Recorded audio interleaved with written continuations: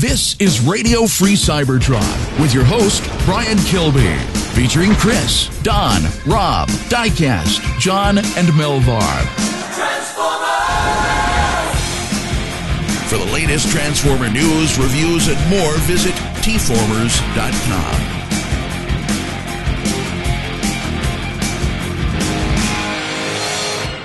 This is Radio Free Cybertron, episode 390, recorded October 29th, 2014. I'm your host, Brian Kilby. With me this week, we have Chris, a.k.a. XV, Diecast, Don, and Melvar. And this is our Halloween episode, and as Melvar just pointed out, Diecast is not dressed as the porno Robin.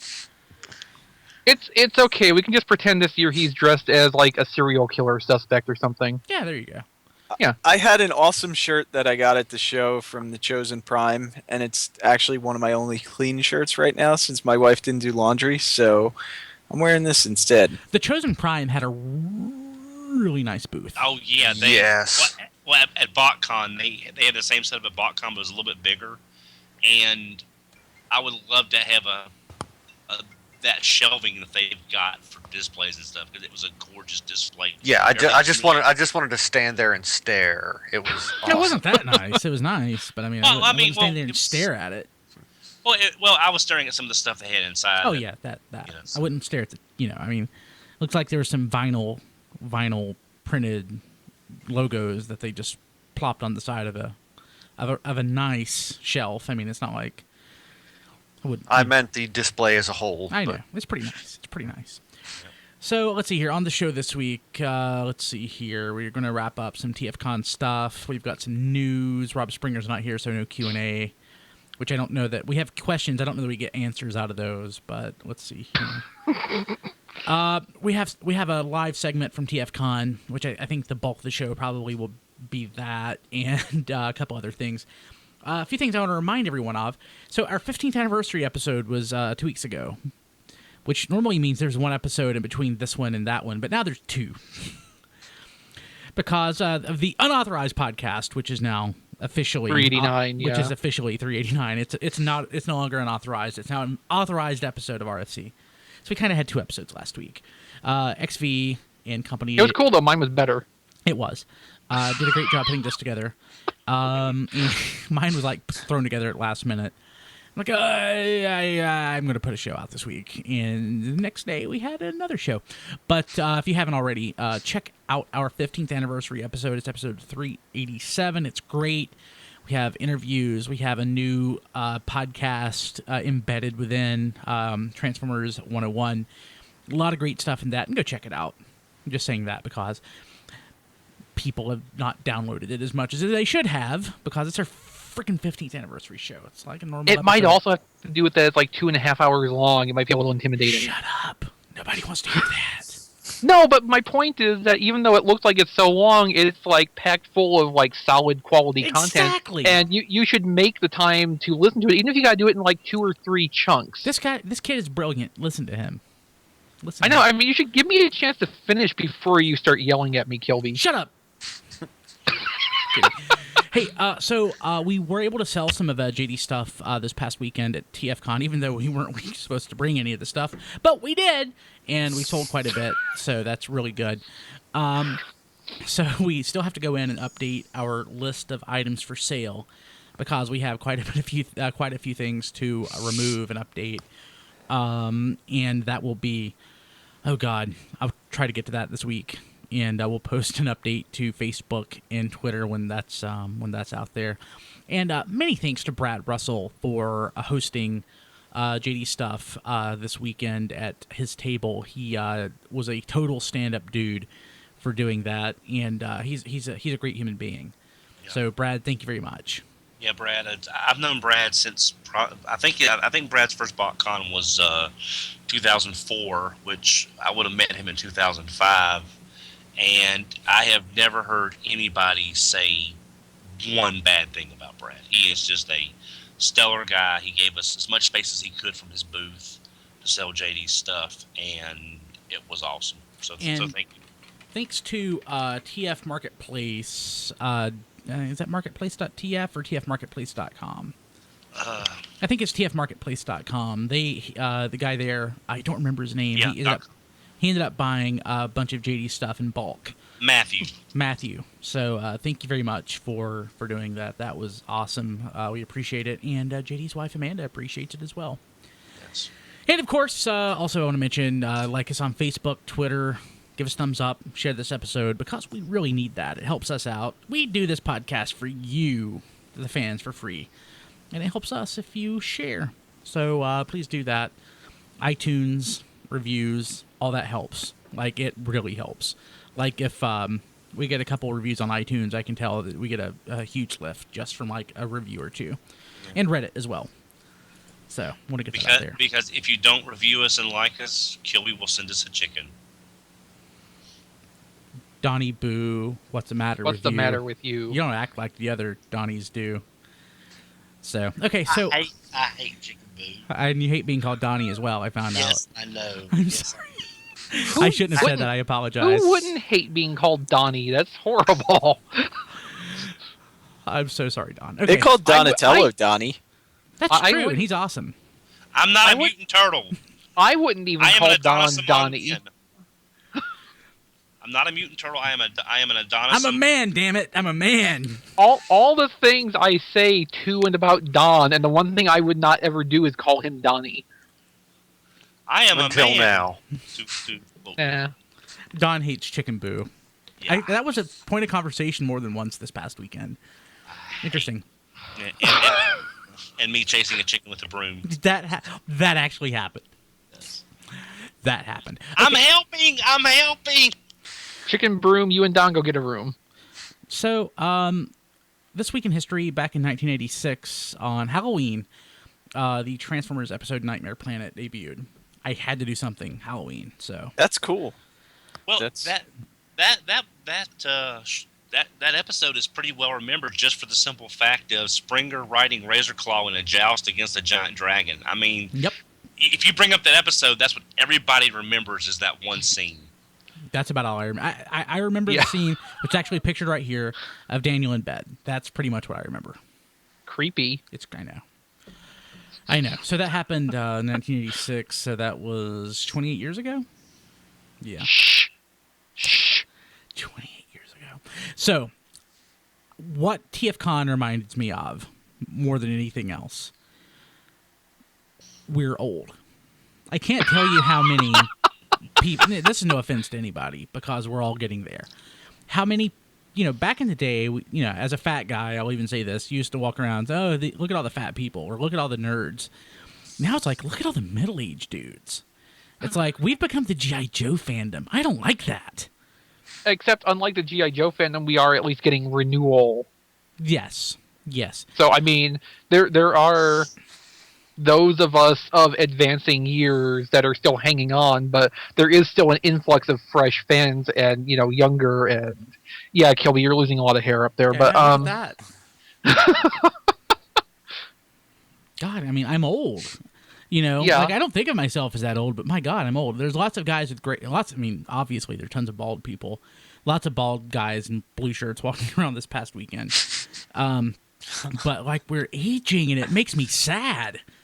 Dude, I got gray hairs. I have a couple. No. Well, it's even worse for me, Brian, because I hear all these people say, like, yeah, I learned about this, this Generation 2 stuff. I had to go back and buy it. Or I learned about this series and went back. It's like, I was there when it was on the shelves. I didn't have to go back and buy it. I bought it off the shelves. It's like, don't talk to me about being old and stuff that you had to go back and learn about and go back and buy. You know what really gets me is like hearing people who say that like Armada or even Energon was their first Transformers series. Other than feeling old, I feel sorry for those people. Well, especially the people who came in on Energon, but of course, with how Energon, are they still fans? With Energon, they only had up to go. Yeah, So G1 guys, gotta look at context. G1, we loved it, but it wasn't great. Well, that's it, Mel. That's it, Mel Barth. They started with Armada and Energon and Cybertron. They had nowhere to go but up. I mean, really, if you look at it. And if they started with RID, it was all downhill from there after RID. But that's I wouldn't say it's going straight up because you have that high with animated, then you have Prime. Well, except like Prime was great. Prime was okay in the first season. The second season was kind of hard to get through, but season 3 was really strong. Yeah, so if you could yeah. if you held out for that in Predacon's Rising, I mean, I'm just the giving show Don paid grief. off. Giving I Don know. grief. I know. I mean, if they would have like taken the lesson from Predacon's Rising and like taken the kids out in season 2, it probably would have been a lot better. It would have been a lot better. That was my There favorite was- part of Predacon's Rising. There Yeah. was episodes where the kids were worth their while being in it, but there was more episodes where they weren't worth anything. So Now I've said this before, and in all seriousness, Which was like most episodes. two episodes that I like among the best out of all of Transformers Prime are Miko focused episodes, and both were written at least in part by Margaret Scott because she got Miko and what she should be in the show.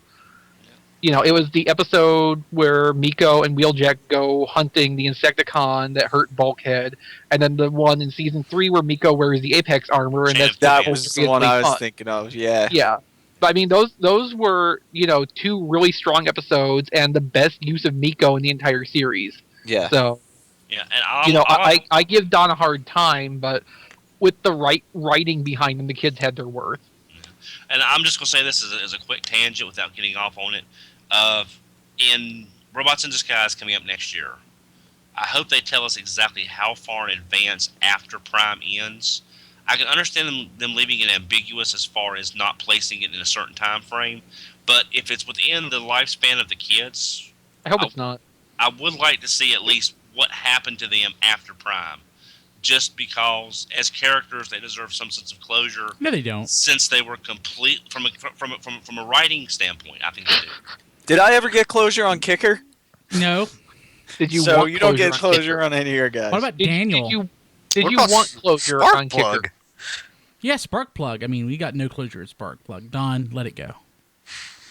You know what? No. Great writers don't give closure. Okay, so And we did get closure on Daniel. Him and Wheelie died fighting the Nightbirds. died fighting the Nightbirds. Yeah, The Botcon the comic. Botcon. Uh-huh. Yeah, Okay, I was thinking, I'm like, Headmasters? What? Which Yeah. probably made a lot of people happy. I hated that. That was Tengu wrote that, didn't he? I think. Yeah, I love him, but man, that hurts. That hurts. Like, it kind of had to be Tengu because of the Teenage Mutant Ninja Nightbirds also. I love Rob, but my God, I like Wheelie. I really, really do. I have to admit, I really do.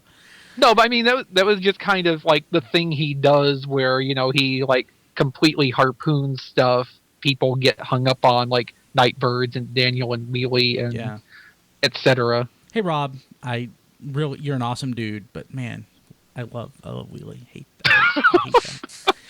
Okay, so let's see here. Really quickly, want to run through a couple of things from TFCon. We have a lot of pre-recorded content that's going into the show, but one, we got to meet lots of fans. That was really surprising how many people actually listen.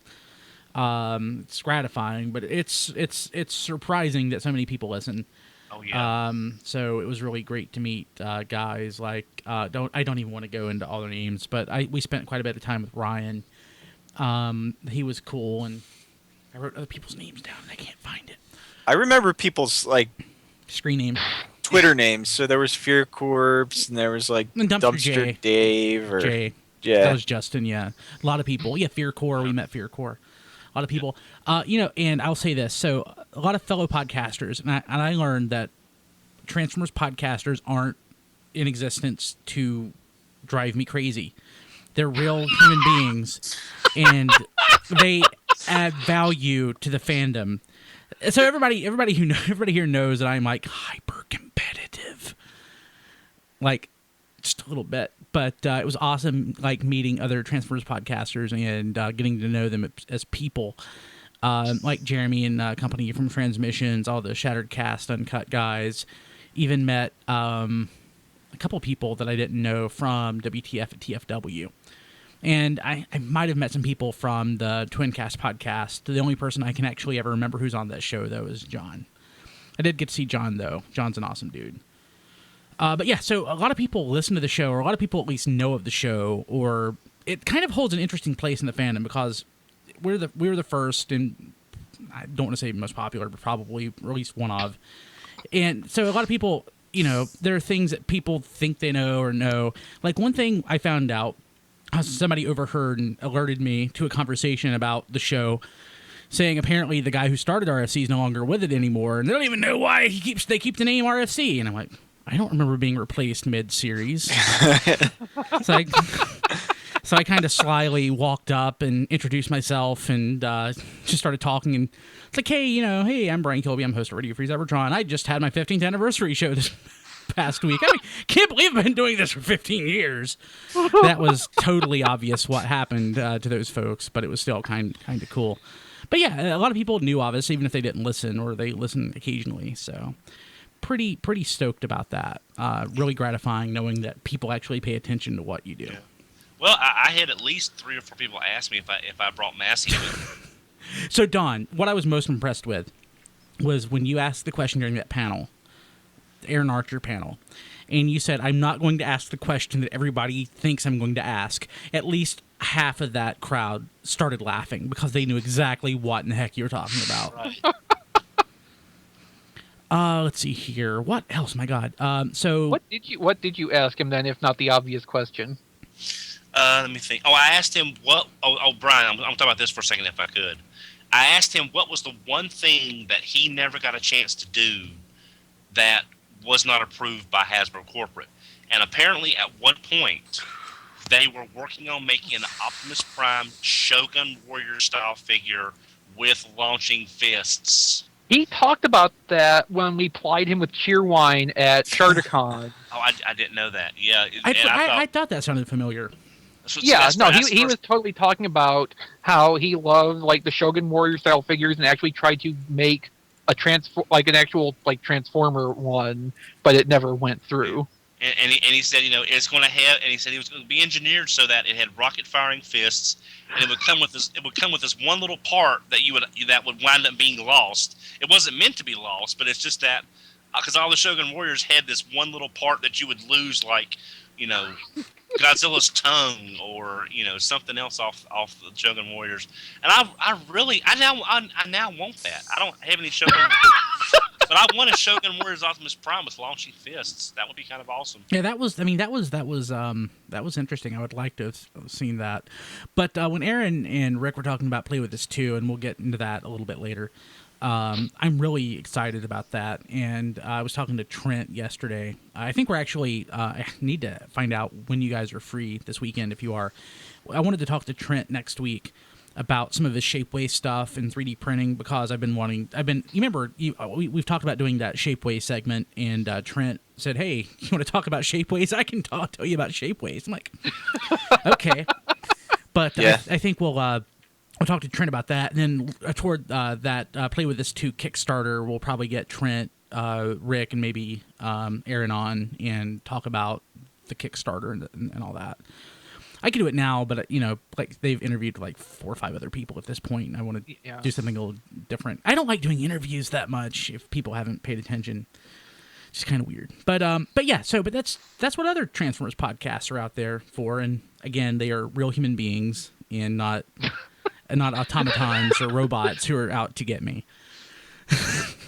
No, I really enjoyed hanging out. We spent probably the most time with the Shattered Cast guys, and they are awesome dudes. And I think they want to steal Rob Springer from us, so I'm going to have to keep that from happening. Who doesn't want to steal Rob Springer? I know. I mean, we were lucky TFYLP only wanted Don. I know. Oh yeah, I forgot about. Got to hang out with Duron a little bit, and yeah, he was there. Who else? Proto Man. Oh yeah, Proto Man. Daniel and Plasticon was there. I didn't meet Plasticon. Yeah, I didn't either. Yeah, I didn't meet him. I didn't even see him. We did talk to Megamus though. Yeah, Megamus was there as well. Yeah, So lots of Transformers podcasters out there. Yep. And shout out to Proto Man. I know he's part of the TFCon crew. They did a great job. I was super stoked. Yeah, everything ran smooth. Oh, and I'm going to say this, Brian. I mentioned it to you once or twice. The lady running the panels, and you remember her name, Oasis. Right? She did a great job. Oh, God. And God, she was stellar. She was quick, she was swift, and she stopped the drive-through questions. She's smart, she's funny. Don had a crush on her. No, I didn't have a crush. I'm just saying it's nice. It's all right, Don. It's all right. Admit it. That's all we heard the whole time. Oasis was so good. Awesome. I loved her. My Oh, God. it was so. Brian, do you think great. she would Don, talk to me? Don, this is natural. It happens to everybody at one point or another. I mean, you don't need to be embarrassed. No, but she did a great job. I was Yeah. really impressed with the panels and how well those were put together. But yeah, let's see here. What else? I wanted to mention a couple of Okay. So I want to jump ahead a little bit here to one of these other bullet points. Supernatural Con. So apparently the Supernatural Con was there. And it was like wall-to-wall girls. Like Yeah.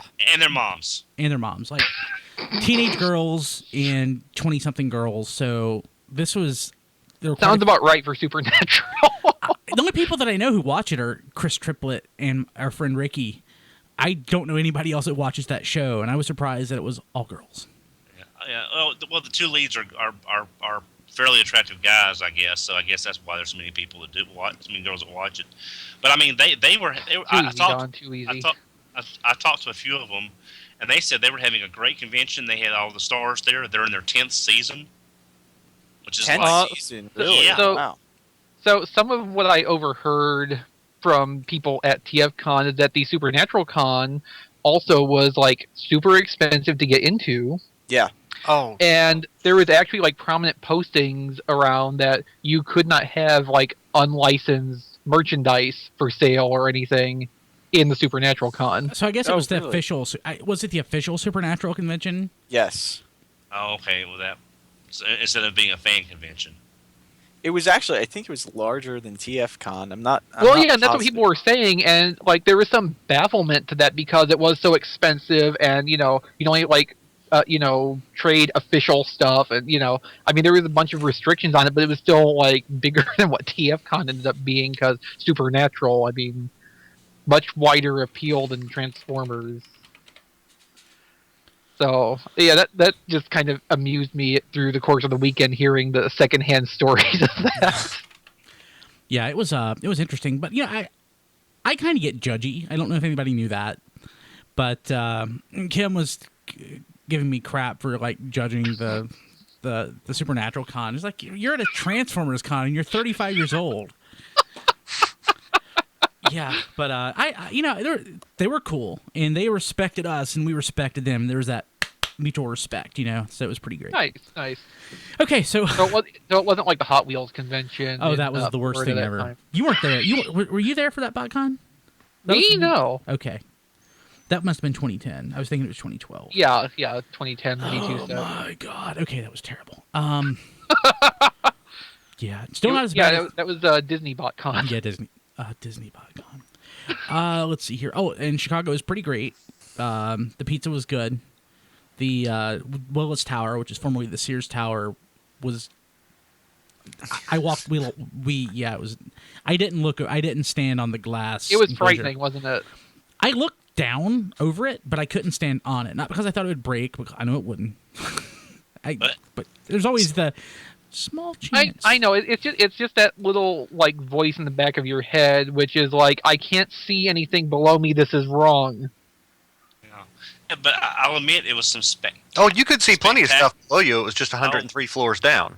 Yeah, No more. It was just some spectacular views from the top. I mean, I thought it was going to be taller.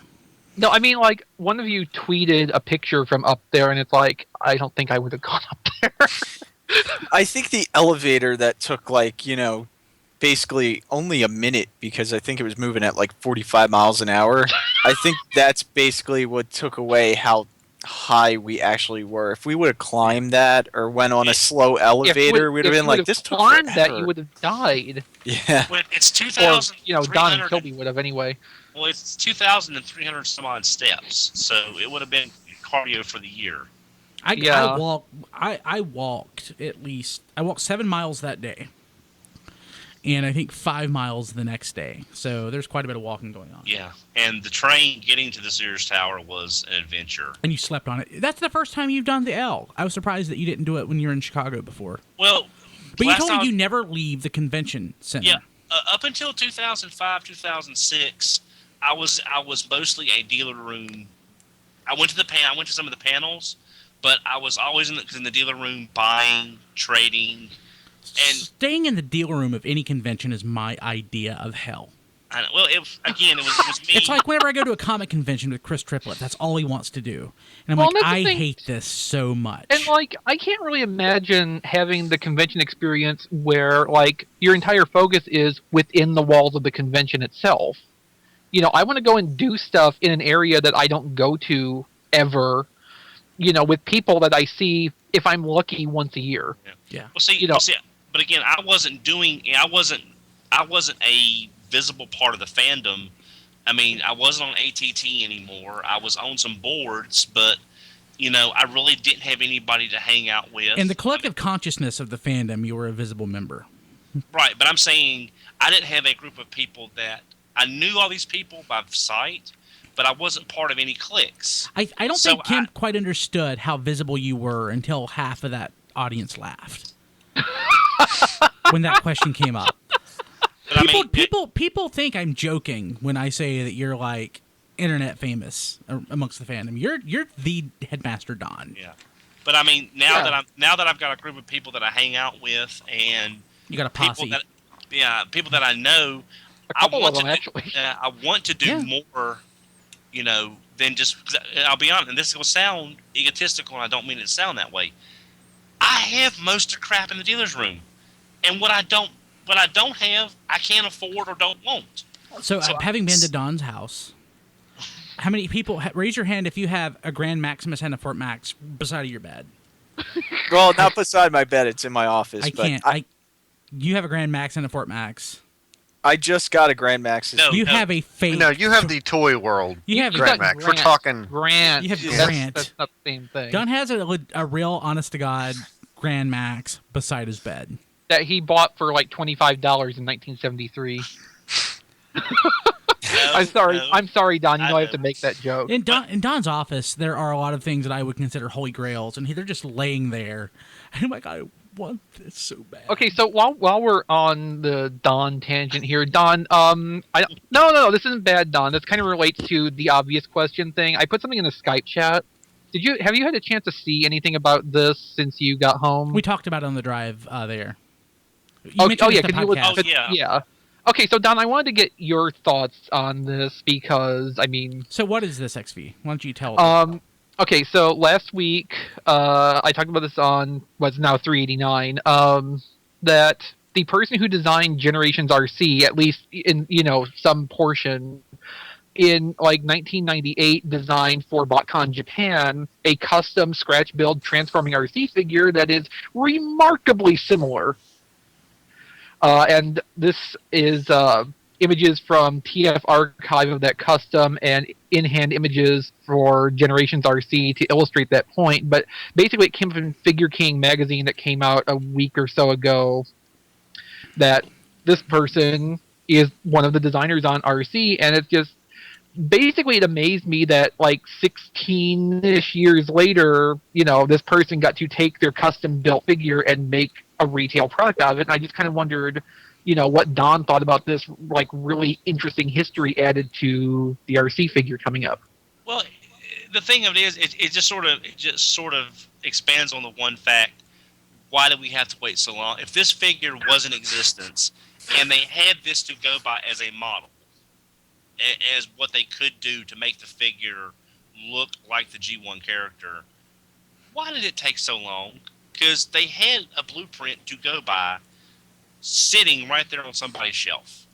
And I think what this proves is that the engineering has never been the challenge, because someone could scratch build this without like a great mass of parts, but it's more that it took until this point for Hasbro to basically evolve its way of thinking and what the Transformers line is, to not have the distinct gender divide, to think that, okay, pink girl character is not going to sell because that's not the way Hasbro is thinking anymore. Do we know what the ratio is on the case, the assortment? I'm pretty sure we are getting 2 RCs and 2 Chromias per case. Let's hope that actually hits. I thought it was going to be a 4/4 case almost, because what else? No, because we're getting reruns of Windblade and something else in there too. Okay. Well, actually, Windblade's been selling very good. Characters in a case. Yeah.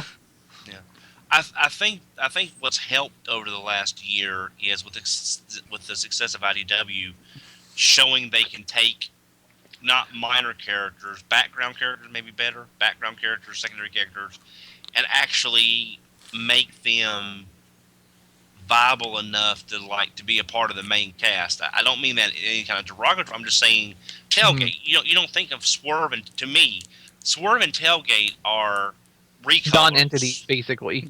Yeah, but with That's them, because you don't read the comics, Don. I know. No, I but Well, historically The they've point been is, non-entity. Yeah. yeah, I know, The whole, I'm the just- whole point of they've it. always, I know they've always been repaints of other characters, but with IDW taking these characters and giving them personalities, that's translated to the fans as these being more top shelf characters, which means the toys are getting made.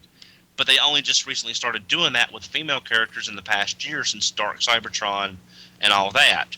So the environment that they've helped create has in turn helped them to help Hasbro see female characters in a different light. But like you said, Brian, if this was done 16 years ago from an engineering standpoint, it could have been done with Beast Wars engineering because it's just ball. It could have been done with G2 engineering. So that's there's that's not the like only any amazing leaps of engineering. This is really simple stuff. Yeah, it's just that's what sort of makes me a little miffed is that they had this 16 years ago and it's not been done until now. So this one was designed by a fan who was a fan then, not a fan now. Yeah. 16 years ago.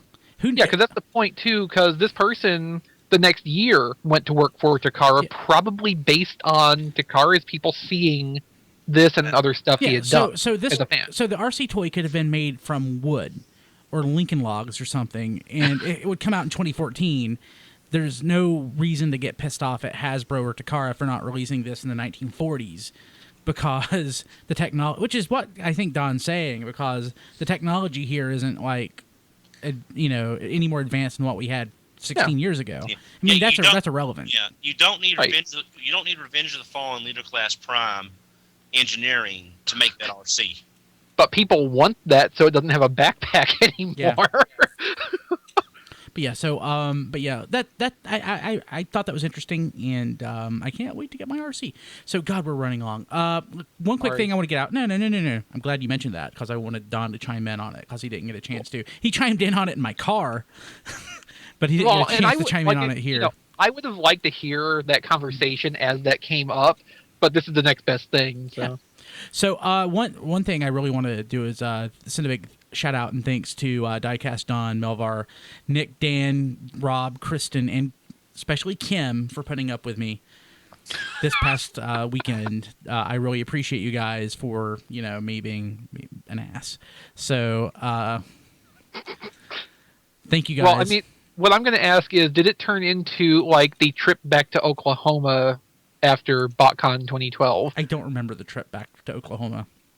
Oh. Well, never mind then. I will say that if I never stop at another Steak and Shake again, I'll be happy. We did hit the world's worst Steak and Shake. Well, then you need to stop at another Steak and Shake to actually have the proper experience. I love Steak and Shake. I love Steak and Shake. Yeah. Steak and Shake's great. Well, it's like what Brian tweeted. I was on the phone with customer service the minute we got in the car. Yeah. Yeah. It was And I working for the people I do work for, I know what it's like in customer service when you're swamped. They and weren't you're swamped. busy. They weren't swamped. There was no reason for the stuff that we went through to get free shakes to take that long. To get free shakes, it's not free shakes. Just clarifying. Thought Don said free. Let's see here. Also, real quick. Halls.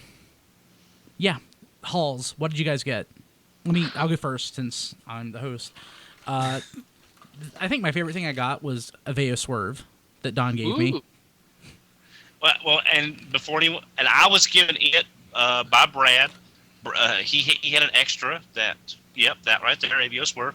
He gave it to me and then I gave it to Brian because I've already got one. Don's awesome.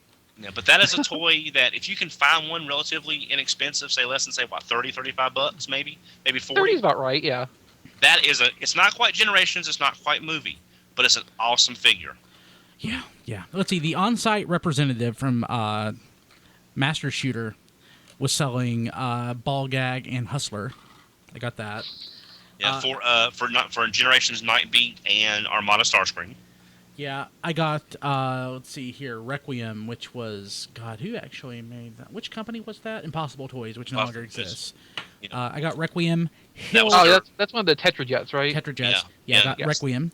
Not Dirge. He's crap. Yes, he is. Hill Jumper, which is Cliff Jumper, it's a little better, and Bump, which is Bumble Jumper, I guess. And they're okay. Let's see here. I think the coolest thing I got, though, was, because I've been wanting these for literally years, DVDs of Beast Wars 2nd and Beast Wars Neo.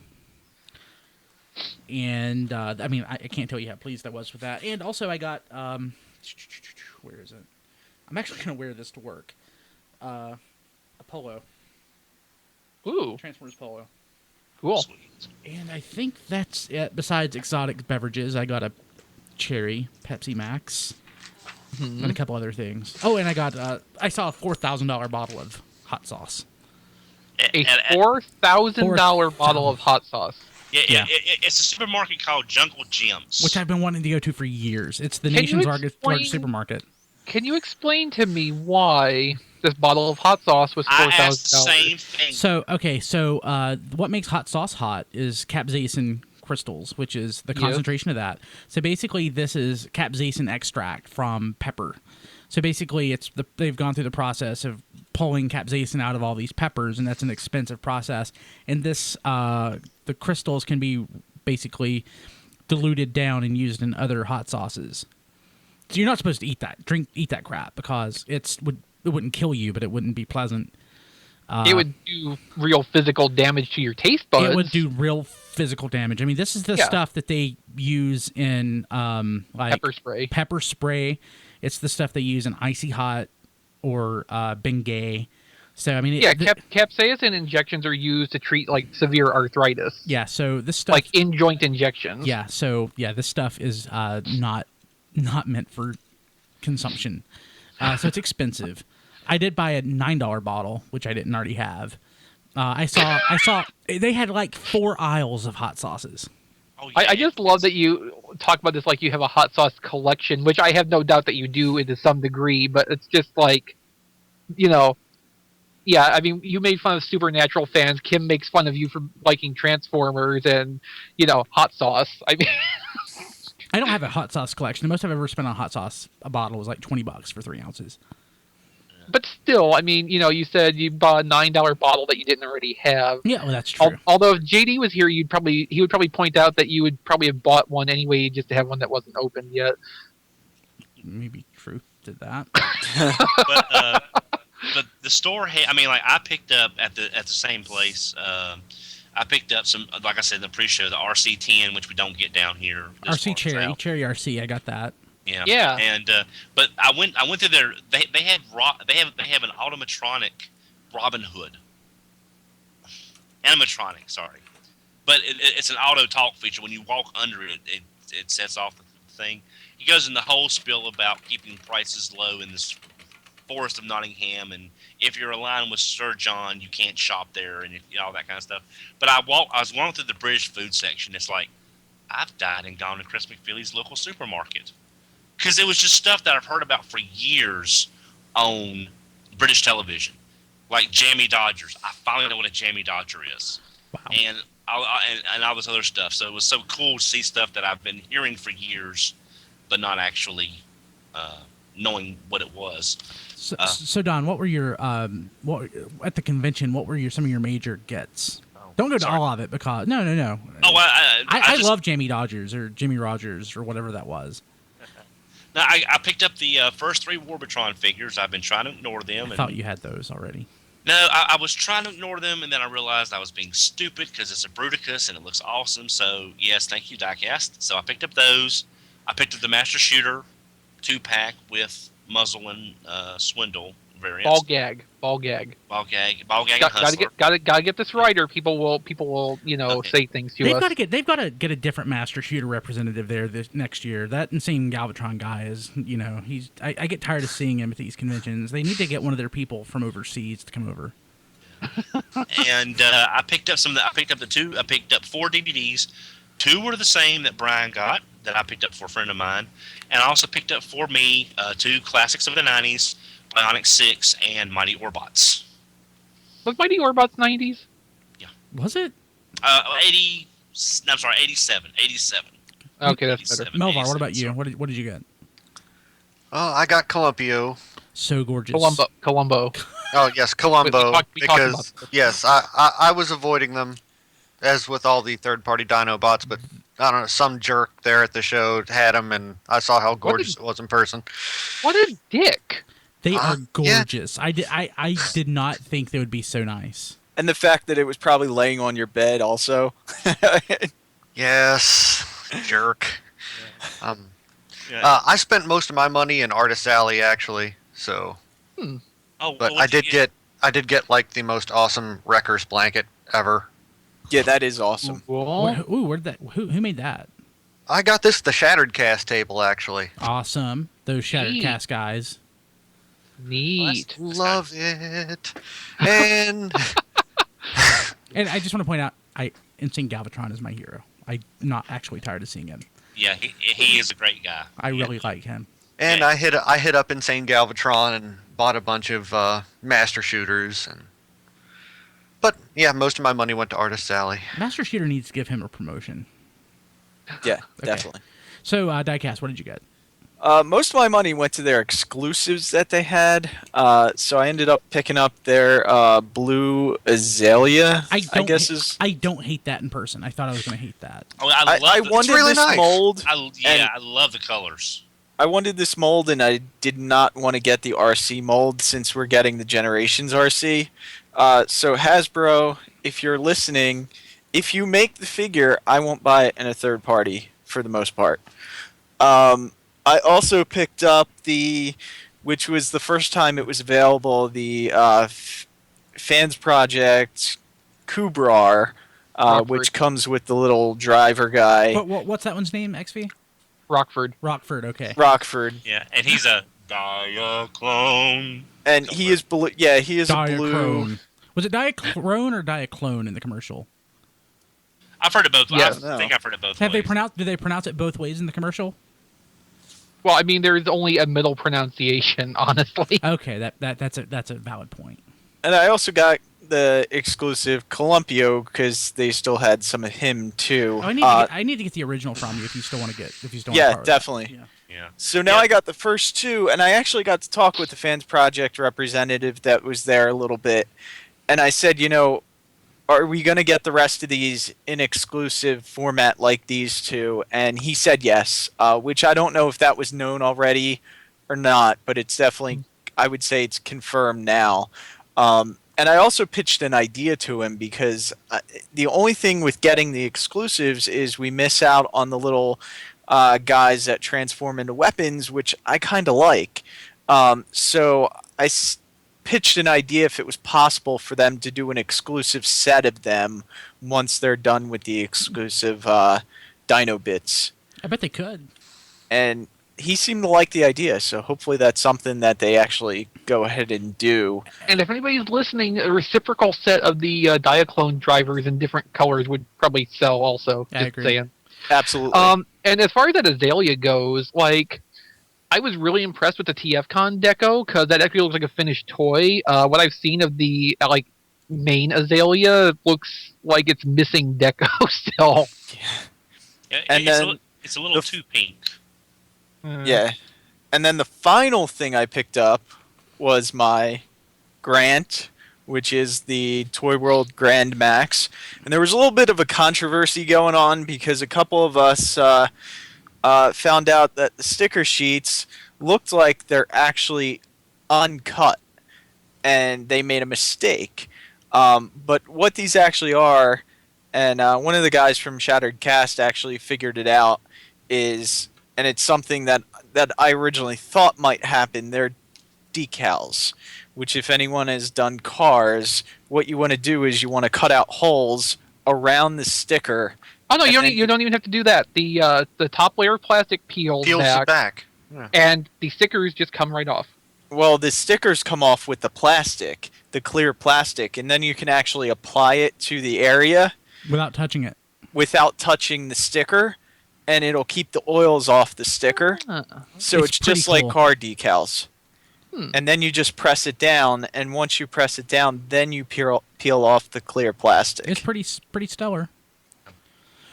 Although, based on the general reaction, they probably needed to find a way to make that clearer with yeah. the packaging. It seems like the people at TF Source had no idea, and I didn't look through the instructions, but there's nothing on the instructions that explain this.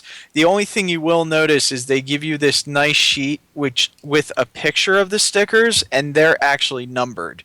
The stickers on the sheet, because they're decals, are not numbered. Right. So that's actually how you have to match them up. It's really neat. I think they're high quality. I think they're actually better than stickers.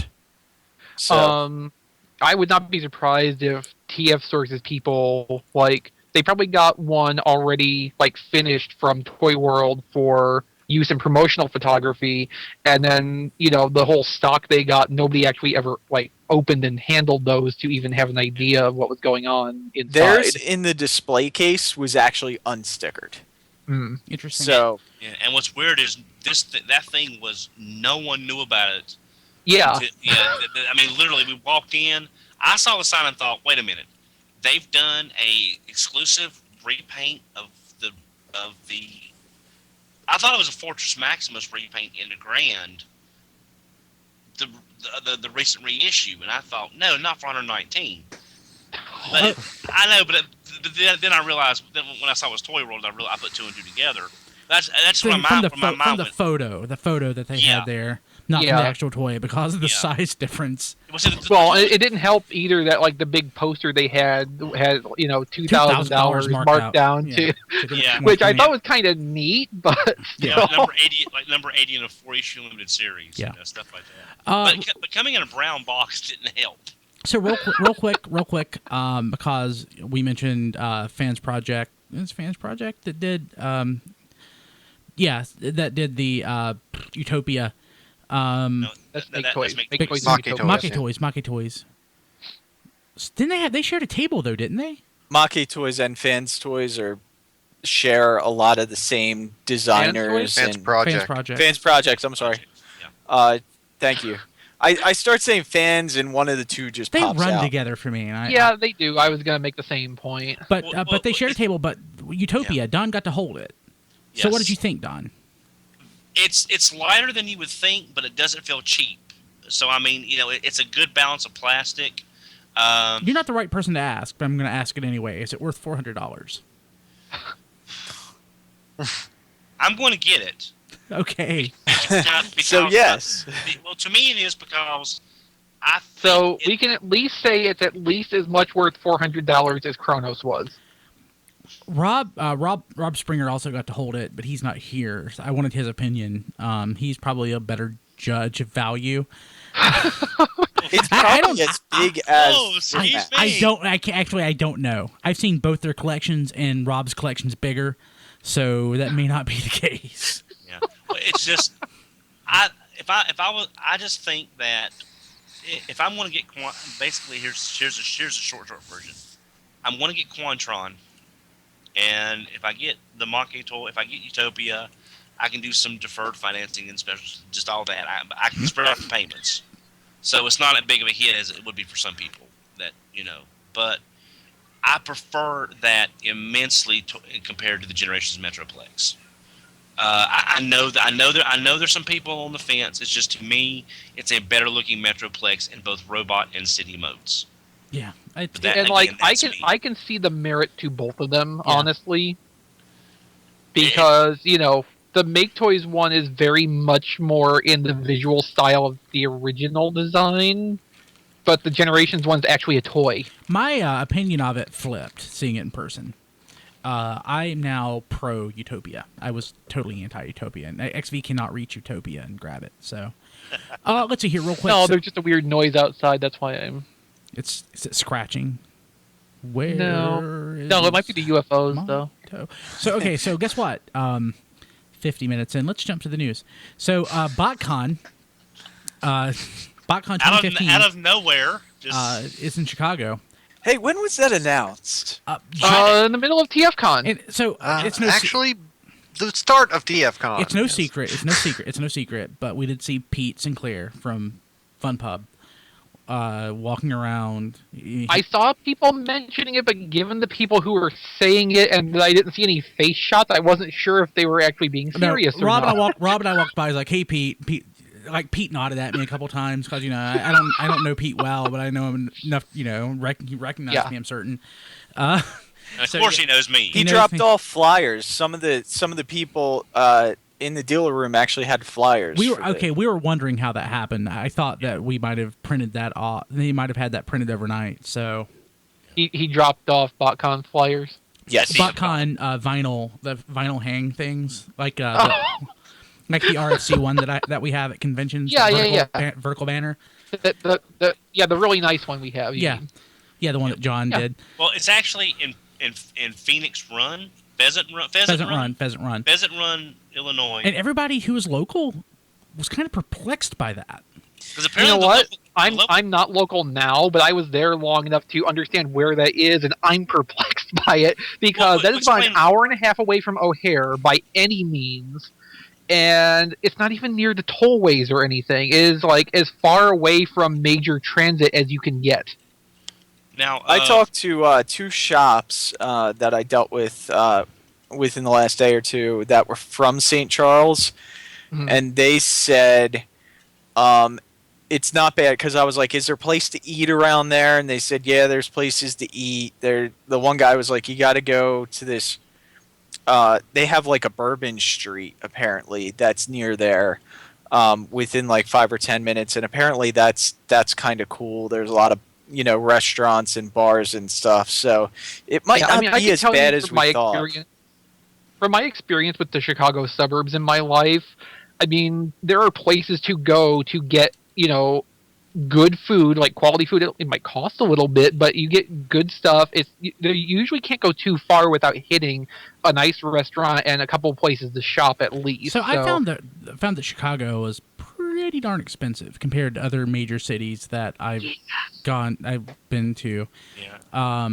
Like it was pretty darn expensive. And there was nothing really local other than there was a mall about a block and a half away that I didn't go to that.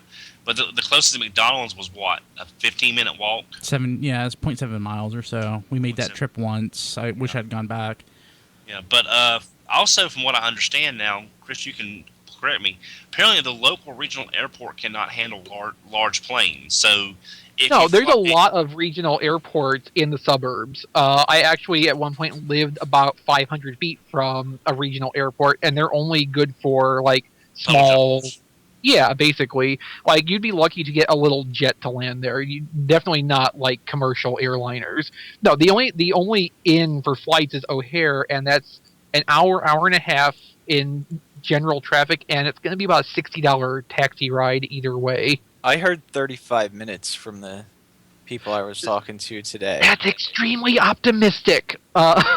So, okay, when I lived in that area, I was about an hour's drive from Chicago, and St. Charles is twice as far from Chicago as anywhere I lived up there. And judging by the traffic we saw when we were on the train going to the Willis Tower, Sears Tower. We'll say Willis Tower. Sears Tower. But the way the traffic looked, you're not going to be going anywhere in traffic unless you get there at dark 30 and leave at dark 30. Because there's a small window in the middle of the day between about 2:30 and 4 o'clock when you can drive in and out of the city, but otherwise it's rush hour. Getting out of town on Sunday wasn't a big deal. No, because it's the weekend. Yeah. But yeah, so Chicago. At Botcon, I booked my room, so I was pretty satisfied by that. Just as a FYI to anyone who's debating on that, they do charge a day in advance when you book the reservation. So if you have a debit card or credit card, that hit will be on there. Presumably, like the other hotels that do it, if you cancel, you will get it back, unless you cancel after the date. You got 48 hours. Yeah. Also, Botcon has been releasing via their Twitter and their Facebook that if you go to the hotel's website and it looks sold out, call them on the phone the people on the phone can get more rooms than are showing up on the website. Just ask for the Botcon rate. Yeah, it was giving me a problem where I couldn't schedule my date out for Monday, and I actually scheduled like Friday to Sunday and called them and say, hey, I want to stay till Monday, and they just extended it for me. Yeah, the actual hotel service front desk has more rooms than what their 800 number shows. Is what I was told. Yeah, Botcon's posts actually have like the direct number to that hotel, so you can call their service desk and actually get someone to help you with that if you need to. Now, I have made my reservations, but I am considering. It sounds like driving is going to be the preferable way, considering the airport situation.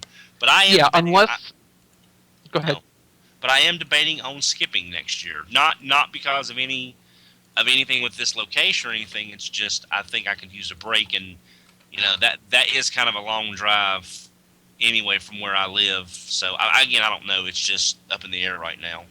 If you probably experienced this going to TFCon. Just be prepared for the tollways. Yeah, they're quite a few tolls. If you drive in. Yeah. Well, it's weird. We paid more in tolls once we got into Chicago than the entire West Virginia Turnpike. Yeah, it's pretty expensive. Yeah. So, moving ahead, Leader Class Ultra Magnus potentially coming in 2015. He showed up in a major retailer system, and I'm assuming that's Walmart.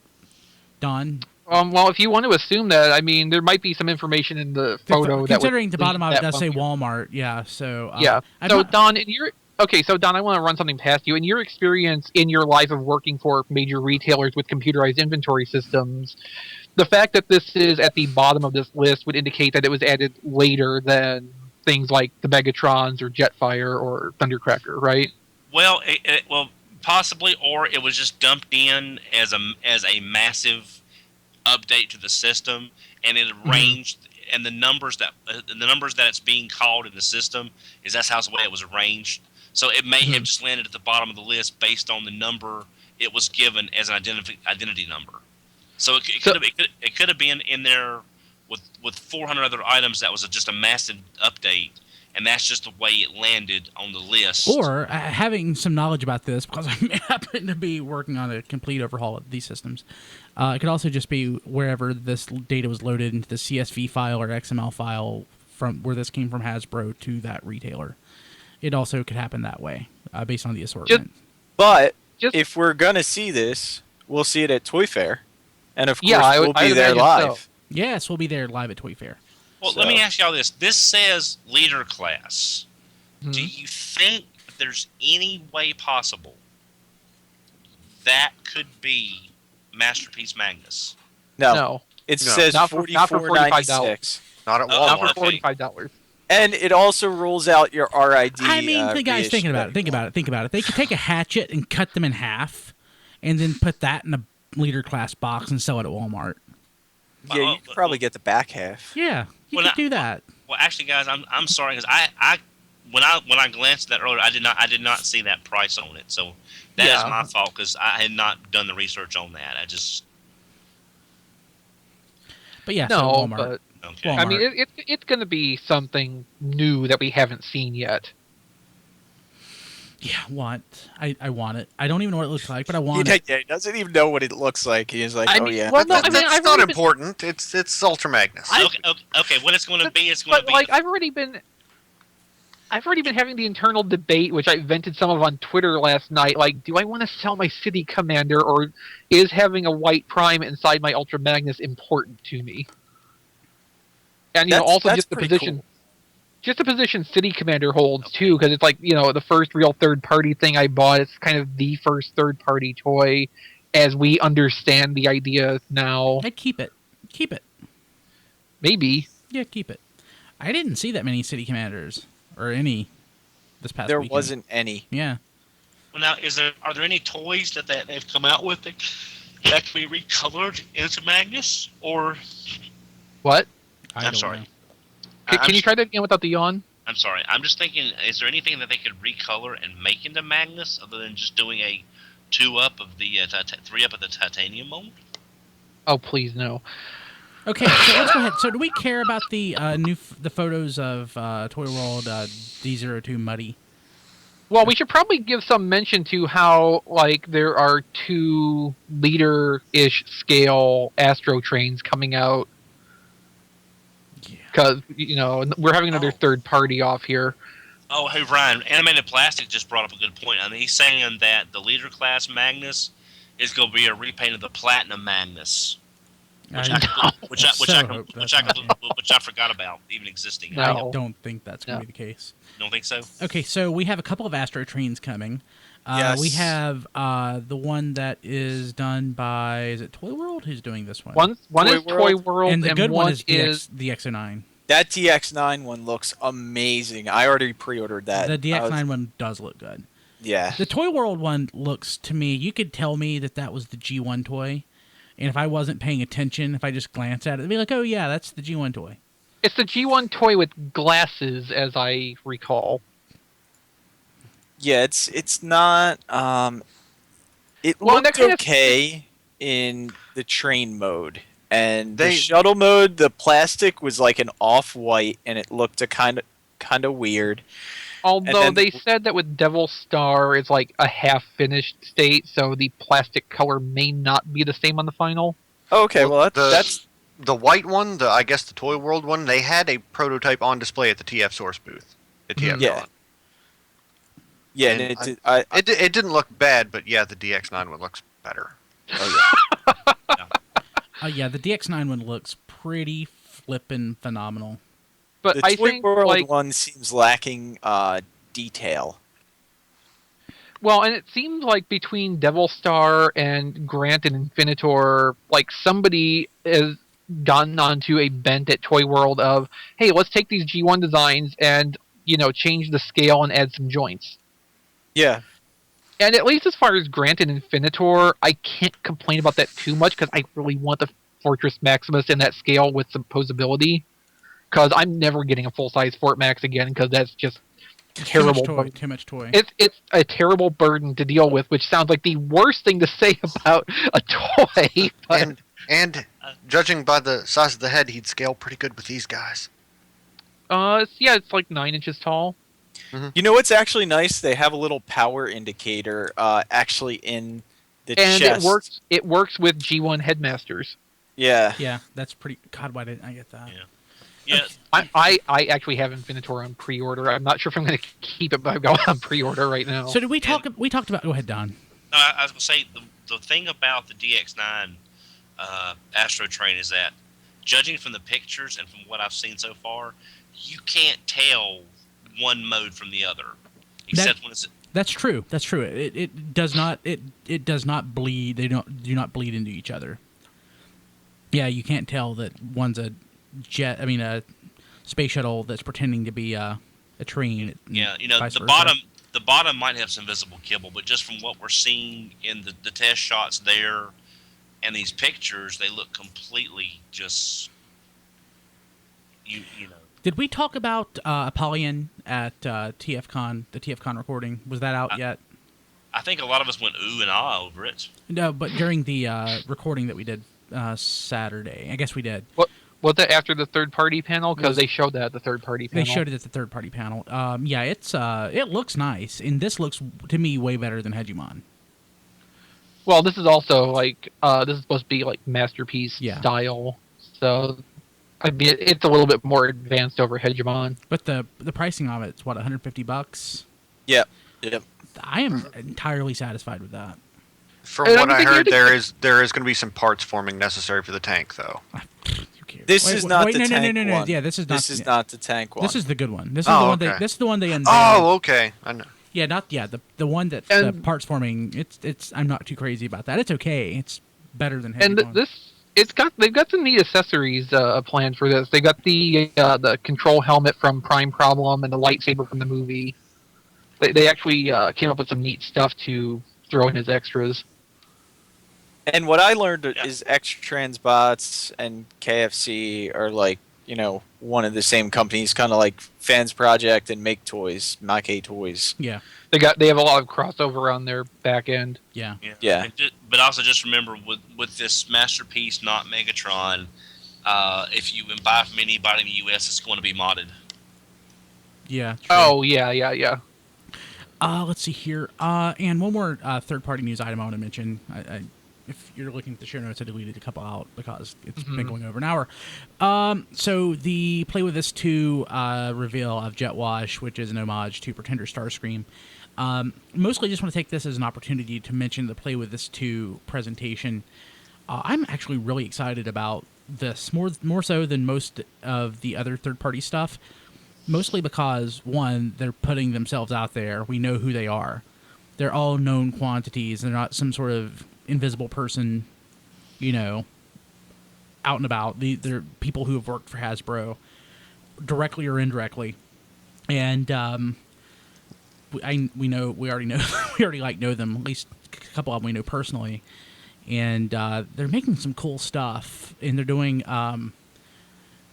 things differently. So the toys are going to all be basically different. There's going to be homages from Transformers, potentially homages from Inhumanoids, and Don, maybe some Visionaries. Well, I know Hasbro recently reapplied for the Visionaries trademarks, so I'm hoping maybe there's some carryover to these as well with these folks having worked with Hasbro's product lines before. So basically at the convention, it was announced, of course, that Aaron Archer and Simon Furman would be participating with Play With This 2. Also, it's Rick Alvarez and Trent Troop. And we should have Trent on the show next week, not to talk about this, but to talk about some of the other things he's working on, as long as we figure out a time. But what I thought was interesting, the most interesting thing I heard all week, was Aaron Archer's comment that transforming robot fans should seek out transforming robot play and embrace it wherever they find it, which seemed like I don't know. It's not exactly what I thought he would say, but he did say that he finds, and this is my new favorite quote ever, most of the third-party stuff out there to be quote-unquote weird copies. And I agree. That is the perfect way to describe most of this stuff that we're drilling over. Weird copies is just phenomenal. But I really did think it was interesting that he sort of embraced this third-party culture. So well, the thing of it too is he's like gone and openly expressed very strong opinions on where third party stands in relation to Transformers intellectual property and such. And, working for a group that's doing things that are very much based on Transformers design, this is more than a bit of a reversal on his previously stated grounds. He also mentioned in his panel that, if Hasbro isn't going to produce what fans are looking for, they should look for it in whatever venues present themselves. Yeah. Mm-hmm. Because Hasbro is technically not doing the job 100% if they're not getting the stuff out that people are wanting. I said, I would have got the MMC Azalea in the RC colors if the Generations RC wasn't coming out. And I'm not going to hold Aaron to his opinions in the past because people's opinions change depending on their circumstances, and exactly. Points to him for just like embracing the new situation that he's entered into and not trying to play both sides. And again, my second favorite quote from Aaron was when asked about homicidal Optimus Prime from the movies. He said, and I quote, "I find it unfortunate." Oh, love that. Yeah. Love that. It's unfortunate, but it's so entertaining. What, Don? One thing I wanted to bring up, I know you cut out some stuff. Can we mention Dino King real quick? Since that was probably the surprise. That's the big reveal, and I was kind of underwhelmed. Well, there wasn't that much to see. We saw it. We saw the prototype, and I'm like, yeah, it's great. Melvar and I were in line to go look at it, and we get up there, and then they rebox it. So yeah, as soon as we got up to the front of the line, the doors to the room opened, so they put it back in the box and covered it up really quick before we could actually see it.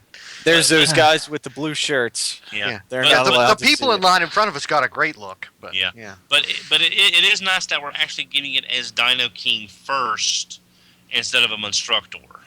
Why does it matter? Because I have Monstructor, I don't have a Dino King. And honestly, I would rather yeah. see it as Monstructor first, Yeah, just me because too. it's so hard to get an intact Monstructor. And this goes back to my opinion on third party stuff. Don, once you have this, you still won't have a Dino King. You'll have a third party Dino King. Well, it'll be. Well, see, that's also like I was saying on that canceled Nova Lord. It may not be a legit Overlord, but it's still a representation of the character, and it's a damn sight cheaper than getting an actual boxed. And You don't have Overlord? No, I do. I'm saying for the people Okay. that are younger than me. of course he does. We've seen it in his background in the past. And like I think it's a good point too, because like you can't say that you have the legitimate article. You can't say you have a Grand Maximus, but if the third party Don can. toy, Don can, but Don is special. But if you can have the third party toy based on that image and be satisfied for yourself that you Exactly. have an adequate representation, well, does it matter if it's the official or a third party? I mean, I have. Well, I mean, I'm gonna end up with an official brainstorm before too long because they're making one. But any of these headmasters or any third party thing I have, if I'm satisfied with that as a representation of the character, it doesn't really matter to me that it's not like a G1 toy. Yeah. Exactly. I don't want a G1 toy. I agree. The G1 toys are horrible, and I think Not the one always, thing usually. I think the one thing the third parties really hurt were the guys that were selling official, like G1 toys, because I mean, why am I going to pay $800 for a really nice boxed, Ultra Magnus when I'm going to get, Has this pushed the G1 collector's market toward the AFC graded stuff? Is that where we're seeing more? I hope not, because that's just. I mean, if there's one character that I'd like, if Optimus Prime is your character, if he resonates with you to such a degree, like Ender does, like he does with Ender. like Ender, I was gonna say. if it means that much to you to have a graded, boxed, sealed, hermetically sealed forever and ever Optimus Prime that you can treasure as it is in the box, locked in stasis for eternity, that's fine. But it's really the AFA stuff to me is like Beanie Babies. I'm waiting for the bubble to burst. Sorry, I forgot I have my camera on where you guys can see me. I just sitting here with my Salamore, loving it. No, but I mean, I think third party is helping to push G1 collecting to more of a niche than it was, because a lot of people who are more actively into modern toy design have alternatives. They don't have to buy the G1 toys to have those characters. Yeah. I don't know if it's going to go. I don't know if it's specifically pushing things to AFA collecting, but I mean, it's definitely pushing original vintage G1 collecting farther into a corner. Yeah. Let's see here. Quickly on tformers.com, we have a review of More Than Meets the Eye 34. And I don't want to get into it because there's so much stuff here, but you can go check out the Robots in Disguise, character bios, and season info information that is also at tformers.com. The major takeaway from this is just that they are already planning this to be 78 episodes produced over the course of 2 years. Holy crap. Oh, wow. Wow. Is this Produced, not necessarily airing over 2 years. So we know but produced. we know that Takara is going to air this stuff, but this is not a joint production. This is a Hasbro production. We have no knowledge of this being an active co-production, but Takara is going to air it within a couple months of the U.S. airing. So, they're working closely. Sweet. Okay, let's go ahead and jump to our live recording from TFCon, and we will be back in just a few minutes. Actually, several minutes. It's like 40 minutes long, but It's going to be a long show. We'll be back. So it's another 15th anniversary episode. Pretty much. Double. That means it's full of awesome and win. Yeah, and you should watch it. This is Radio Free Cybertron, live from TFCon.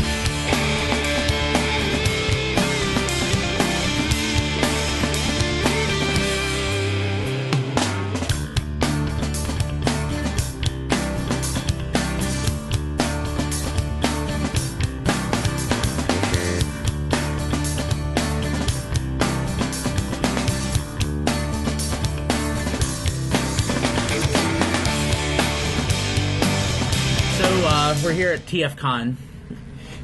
I guess we're live via tape delay. God, it's Rob, Melvar, Diecast, Dan, Nick. Am I missing anybody? Nope. Nobody important. Nobody important. Kristen's here, but Kristen's off camera. Hi.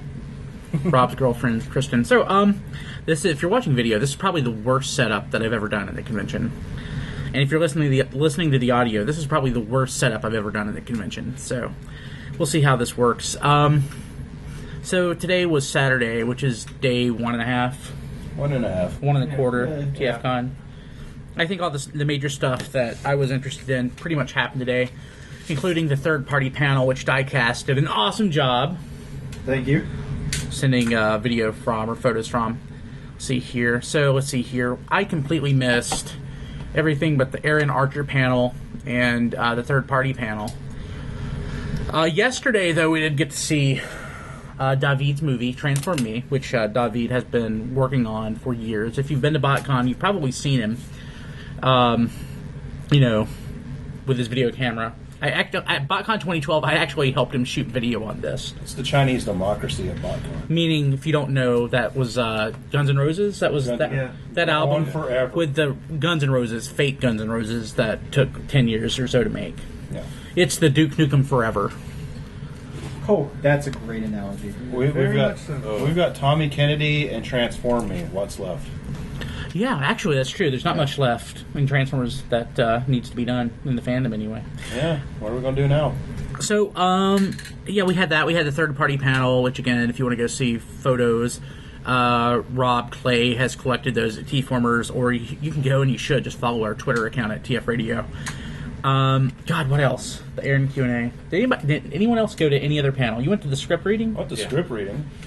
And yeah. Did Ninja Dave help out with that? Yeah, I think that was Ninja Dave's thing, the Audio Nights Theater. Which is now at the audionightstheater.com or something like that. Something like that, yeah. It broke off. Oh, man. But, he did that. I think he did the auditions for the audience crew while Benis Terzo, Dan Gizelman, and... Is it Gilvazan? Gilvazan, and Alan Oppenheimer did their voices proper, so, yeah. How did it go? Was it good? I enjoyed it. Yeah, it was good. Yeah, it was fantastic. The guy who did, we were both saying Beast Wars Megatron sounded exactly like him. Like David Kay? Yeah, I mean, up to the point that you're actually starting. Is he here too? Yeah. Did, okay, so I guess the meat of the discussion, Transform Me. Okay. I'm not knocking it fully. It was a labor of love. And, David's a cool dude, and he's been working on it for a while. Don's in it, and the Don footage is from 1996, and oh my god, he looks so young. And it's like, what, 5 seconds? He's in it for like 5 seconds. I thought he was going to have a bigger part. It's like a heartbeat of Don. But it's in the opening. It's in the opening credits. It's in the opening credits. Link Daniel Don it. Yeah. Yeah. But so my problem with it, and this is my feedback to David. I'm looking at my phone for notes. So it runs a little long. I would probably cut it short. I don't mean to sound draconian, but it's an hour and a half. I'd probably drop it down to 40 minutes. Seems reasonable. Yeah. It seems longer than that. I would almost say half hour. But I'd probably drop it down to 40 minutes. All of the other footage that you have in the film, I would probably have that in there as additional footage. I would probably trim most of the David, what do you want to say? Not the commentary. The girl sitting at his desk? Yeah, it's not a bookend because it's not the beginning and end. The transitions, the framework. Yeah, I would probably drop most of that because the movie's it's David's movie, but it's kind of payoff to it. Yeah, it's kind of like highly focused on David, where it's less about Transformers as a transformation. It's more about Transformers as something David does and has been making a movie about. Yeah. It's his video blog. Which he's going to put on DVD, etc. There's no real transformation in David's part. I don't think any of the people. I don't think any of the people that are in the film were improved or made better in any way by Transformers. I mean, how many people do we know that really are like engineers? One person in the movie. No, actually he wasn't. How many people do we know that are engineers and scientists because of loving Transformers as a kid? We know several. Yeah. None of those folks are in the movie. In fact, most of the people in the movie, you could argue are probably worse for wear. So maybe is that the message that David's trying to get across? It's the same thing I said about the Rhino videos. And whenever someone makes these things, they always want to focus on the kind of quirkiness of it, and end up making themselves like, "Hey, look how horrible of a freak I am." I mean, watching it made me feel better about myself. Yeah. I personally thought that it's the worst possible example of the Transformers fandom being brought to light. It's like, look how sick we are. Look how maladjusted and socially just...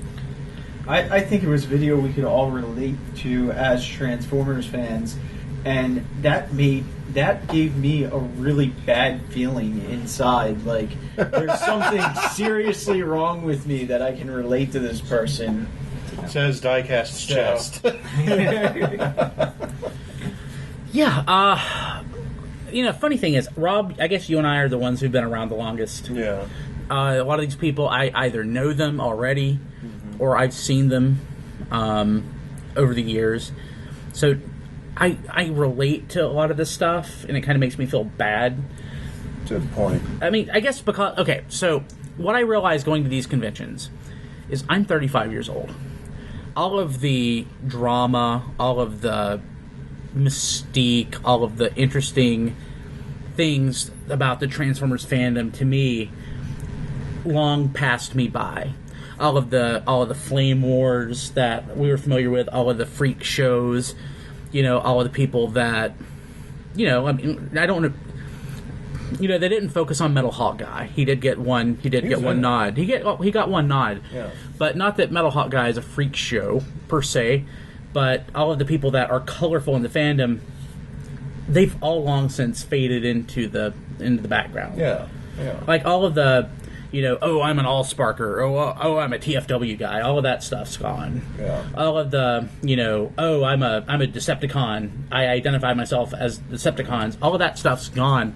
This movie is unintentionally, I think, trying to bring the movie. He's been working on it for 10 years, so at this point it's kind of passed him and everyone else by. It's not relevant anymore.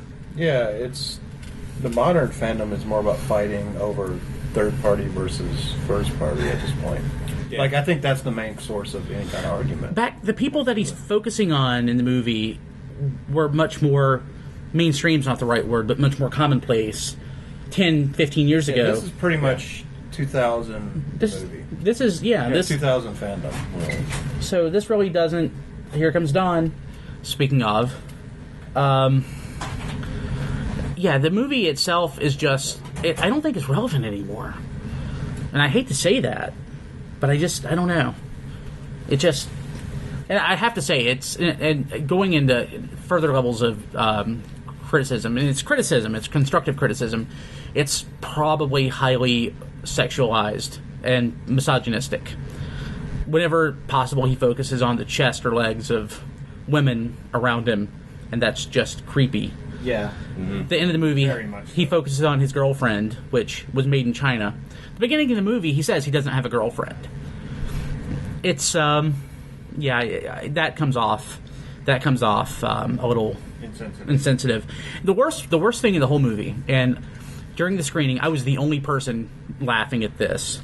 We all know, we've all heard that cosplay does not equal consent. That was been all over the internet. Cosplay does not equal consent.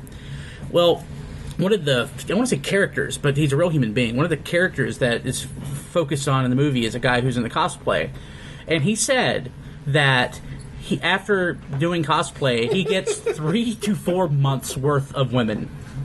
He has quantized them as, increments of use, not as human beings, and he said that a woman approached him and said, Here it comes. "Which button do I press to make love to you?" I died laughing.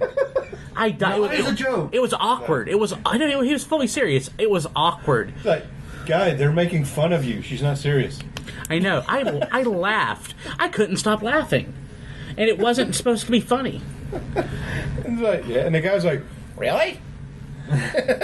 No, don't press that button. That ejects my balls. Yeah. But and again, in all seriousness, I mean, these are criticisms of the film that I'm trying to present in a constructive way.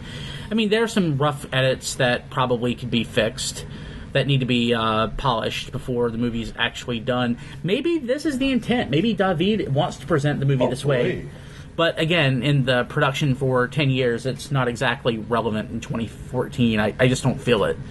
Maybe if he changes the bookends of the movie, makes it so that it focuses more on, I don't know what he could do to fix it. Well, even the I title's think misleading. the story is kind of misleading because, like, several times throughout the video, he says, "I don't have a girlfriend. I don't have a girlfriend. I don't have a girlfriend."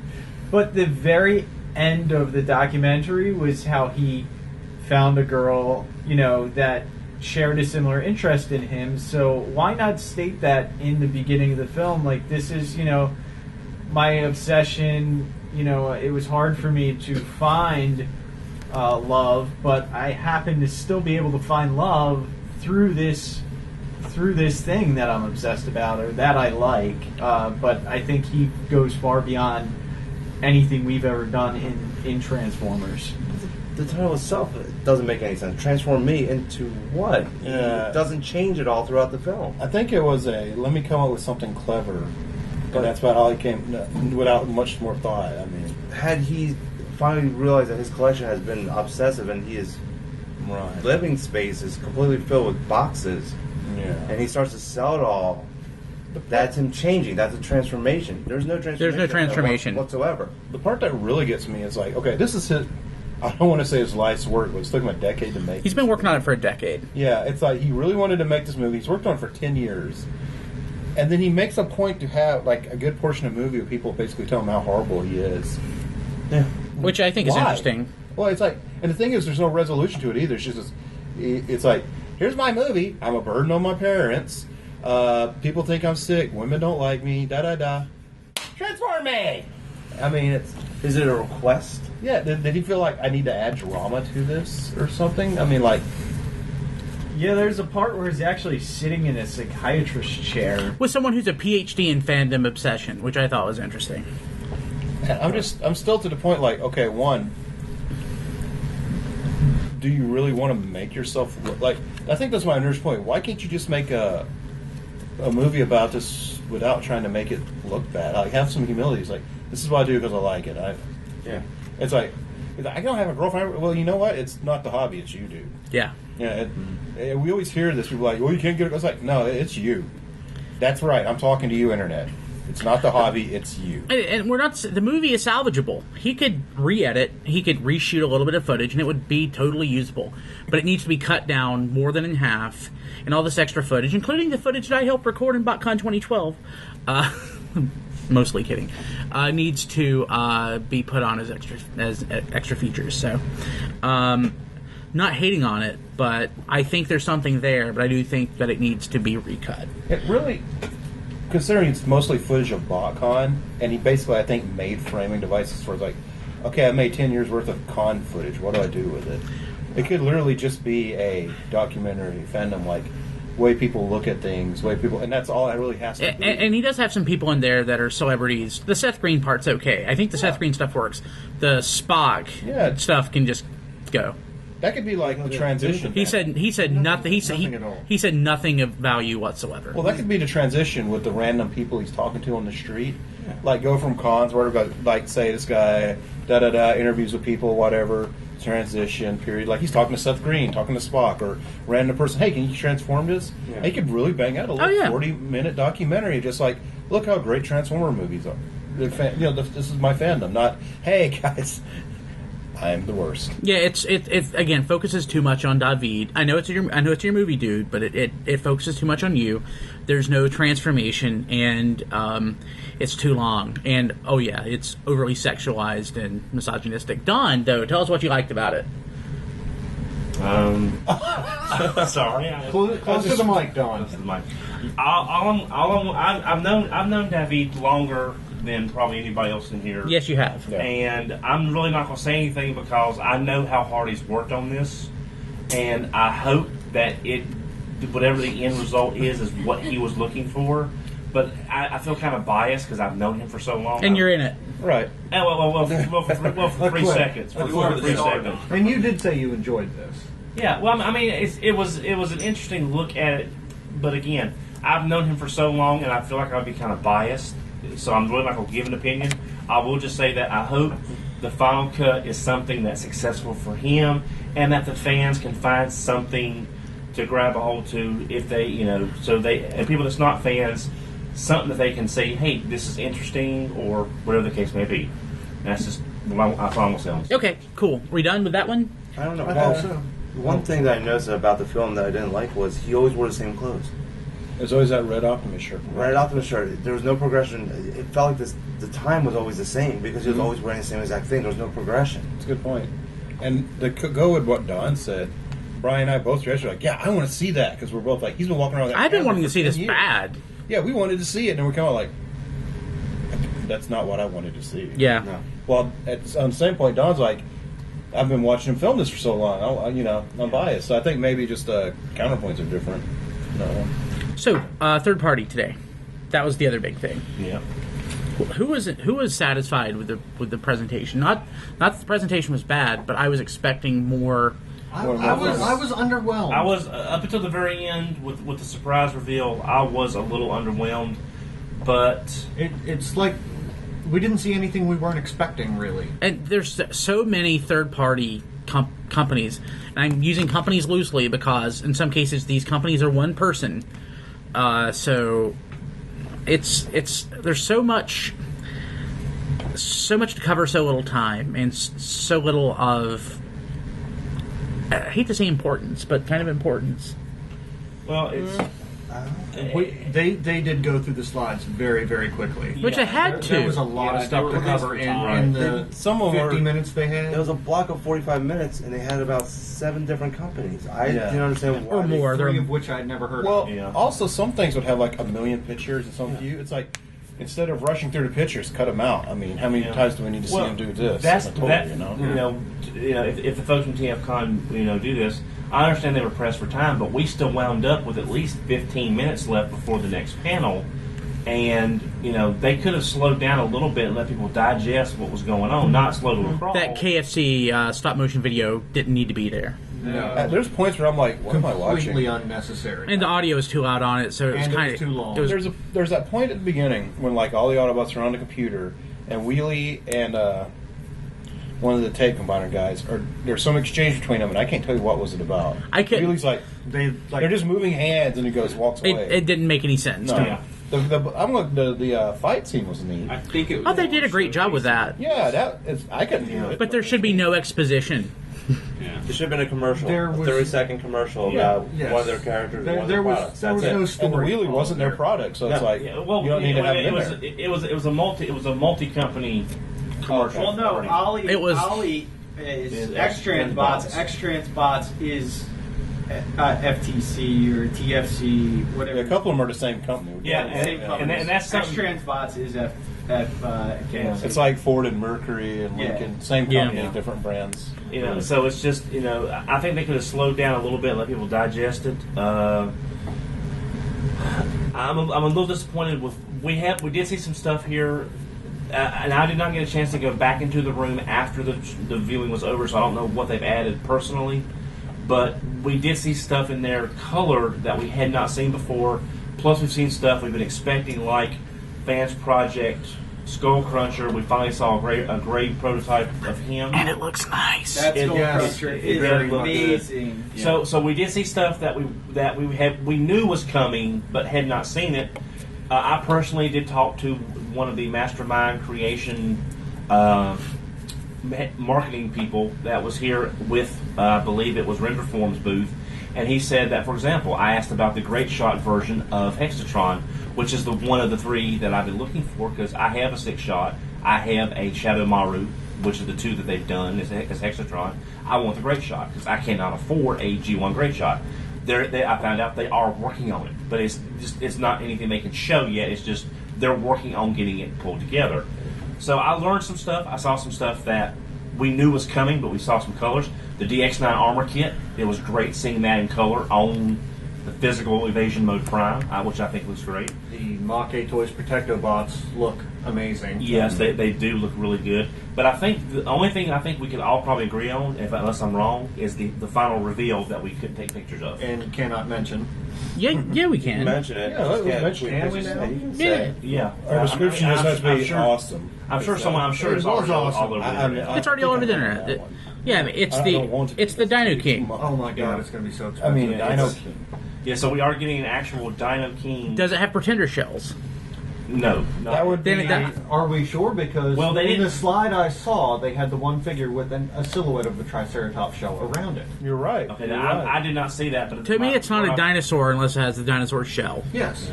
That's Now, what makes it Dino King. What if it had Beast Wars-ish organic beast modes? Because no one remembers the Dino King robot, but they remember the little Pretender part. So what if they do, like, say, Revenge of the Fallen Bludgeon, where it looks like it's Pretender shell in robot mode? Would that be suitable then? Well, no, because then they couldn't repaint it into Monstructor.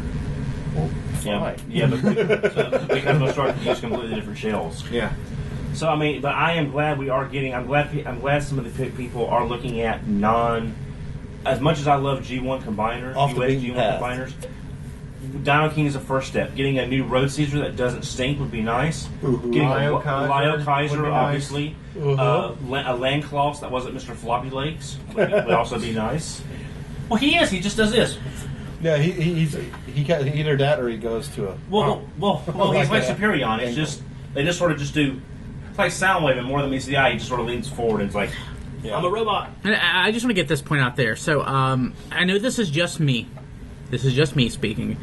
And I'll talk about how awesome TFCon's been. So next, but what I always love about Botcon is the official involvement and going and seeing the Hasbro panel. And I talk about this all the time, and seeing what's coming out for the next year or the next year and a half, the official product. And there's just always something special to it. Seeing the third-party panel to me is, I don't know. I guess I'm sort of lost in the past. To me, it's lifeless. I could care less. I'm going to buy none of it. Nothing was shown except for maybe the stuff that Trent's doing with the third-party, not Battle Beasts.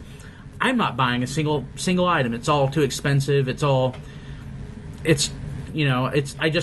I buy so little third-party that it just means next to nothing to me. And I kind of felt bad. I almost felt like I was cheating on Hasbro sitting in that. I know that's entirely me, but I still don't get the third-party stuff. The most interesting thing of all, I know Aaron Archer doesn't work at Hasbro anymore, but when you work for a company for so long, you sort of you identify yourself with the company. Yeah. So I thought it was so interesting that he said, and I am quoting him, this is almost directly, he said, Transformers fans should embrace transforming toys wherever they find it. And of course, he's partnering on, what is it, Take-Two? Yeah, Play With This Too. Play With This Too, which is Trent Troop, Rick Alvarez, a couple other people. Yeah. Actually, Hasbro employees. Yeah, from Hasbro, and Simon Furman. Yeah. So I think it's interesting that they're able to get past the third-party bias that they would have had against it. One interesting thing, which I already knew this, but he did say whenever third-party stuff came up, they didn't really pay attention to it, and when they did, they would just submit it to legal, and legal never did a thing. Yeah. Well, it's in that gray area still of that's really too small to be worth the money. It doesn't make it gray. It makes it not worth the effort. It's just like whatever. They're not infringing on their retail U.S. stores. They're not threatened. They're not threatened, is I think the perfect way of putting it. And not to mention, there is a point where it's like they're in where we can't touch them anyway. They're China. They're not selling them in our turf. They're selling them to direct retail. I mean, to direct buyers. It's one of those. It's like this is really just fan-made stuff at a little bit larger scale. Now, if it's sitting in Walmart, then they're probably going to start up. And he did. Competition. And he did say if Hasbro is doing, I think he said this. If Hasbro is doing what they need to be doing, third party wouldn't need to exist. Yeah. And that's coming from the guy who used to run the brand. He was the vice president of Transformers. That doesn't make him Hasbro. That doesn't make him Mr. Transformers. But I do pay attention to what he says. Mm-hmm. And speaking of, I think my favorite thing that he said, someone had asked him what he thought of the homicidal Optimus Prime that's featured in the movies. And he said, and I quote, "I find it unfortunate." Wow. I love that. Yeah, that's different. Yes. Yeah. But, so guys, in general, TFCon, what do you think? Thumbs up? Thumbs up. Yeah, thumbs up. Yeah. Thumbs up. It's a fan convention run by fans, purely by fans. So if we're unhappy, it's like, well, we're just unhappy. How does it? So how does it rate to Botcon? Guys who've been to Botcon. If you haven't, don't answer. Well, see, this is my first TFCon. The same year I've gone to Botcon, because usually the Botcon is my one vacation. I usually can't take more than one. I have enjoyed the camaraderie with everyone else here. That would be kind of hard pressed at Botcon, only because there's so much jam packed at Botcon as a schedule. You kind of have to keep up with the schedule to catch all the stuff going on. This is a little more looser, not quite as much jammed in on each day, so you have more free time to hang out with your friends. I'm not saying that's good or I'm not saying that's bad. I'm just saying it's a more laid back convention. There's not as much to do officially, I think, at the con, but you have more time to hang with your friends, go to parties, whatever the case may be. So, Rob, what about you? I'm not going to slam Botcon at all because I still think well of them. I've grown over the recent years to prefer the unofficial ones, mainly because Don, you can remember this with me, and Kilby. Years ago, when Botcon was merely the convention, it was Botcon and it had Hasbro's up. We have a bug in the room, camera, and it's flying around our heads. That's what we're doing back here. But back when it was, basically endorsed by Hasbro, and when it started becoming officially endorsed by Hasbro as a licensee, but Hasbro didn't run it so much, it was still a fan convention. We just had their seal of approval. Yeah. And then pretty much right before the movies, I'm not even going to make them a bad guy in a situation either, because they're not. They're not a bad guy. They Fun bought Pup is into not the bad guy. Yeah, they're doing what they're told. They bought into it, and they have to do what they bought into. The fact that's when it became more and more corporate, because you go there now, you're like, I'm at Walmart. I'm at a store. I'm buying these toys, and I'm going to the things put on for me. I'm not saying there's not a fan element, because you make it your own, really, who you hang out with, what you do, and all that. But it's got that old atmosphere. The reason I liked it so much is you're saying it's less. You're saying that Botcon's more structured. It's more structured, and like it used to be the family reunion once a year. Now it still is. That's why I go. Yeah, but I guess this is more familiar. That's why I'm here. Yeah, I think these unofficial ones are more familiar to me for it. And TFCon's the biggest of them. So how does it rate to Sharticon? Sharticon is, and this is not against TFCon. Sharticon took such a space in my heart. It's still, it's right under it. In my mind, it's basically Sharticon but bigger. Sharticon is my favorite con I've ever been to. Really? Yes. Man, between interactions with you guys, the convention. I love the convention itself. The guys who ran it. I loved everything about it. The hotel, everything. This is Sharticon on a bigger level because basically they had the same idea. Let's do something for the fans and let's do it right. Everything was done because we're fans. We're putting it on. Everything. Oh, they're fans. The thing is, Diecast thought that this was a convention ran by somebody like Fun Pup, which on the surface you would totally think that they do a totally legit job running it. It's not like Xerox copied badges or stuff. It looks. Oh yeah. It's nice. Would I like to have a badge that has my name on it? Sure, but I paid $50 to get in. I'm not even worried about that. It's the little 3 things. days. Remember, it's 3 days. Yeah. What are you going to do with the badge when you're done with it? It's probably just going to get thrown in a drawer or thrown out. Well, I hang mine on the wall. I don't know about you guys, but mine totally has my name on it. So, I think they've done a phenomenal job, and it's incredibly well organized. I've never been. I wasn't crazy about this venue when it was used for OTFCC. I found it kind of stuffy. It's odd. It's too big for. It's too. We have to go under a con, between a con to get to our con. But the thing is, the space, like the dealer room, is packed as can be. I don't think I've been in a dealer room that is so jam packed.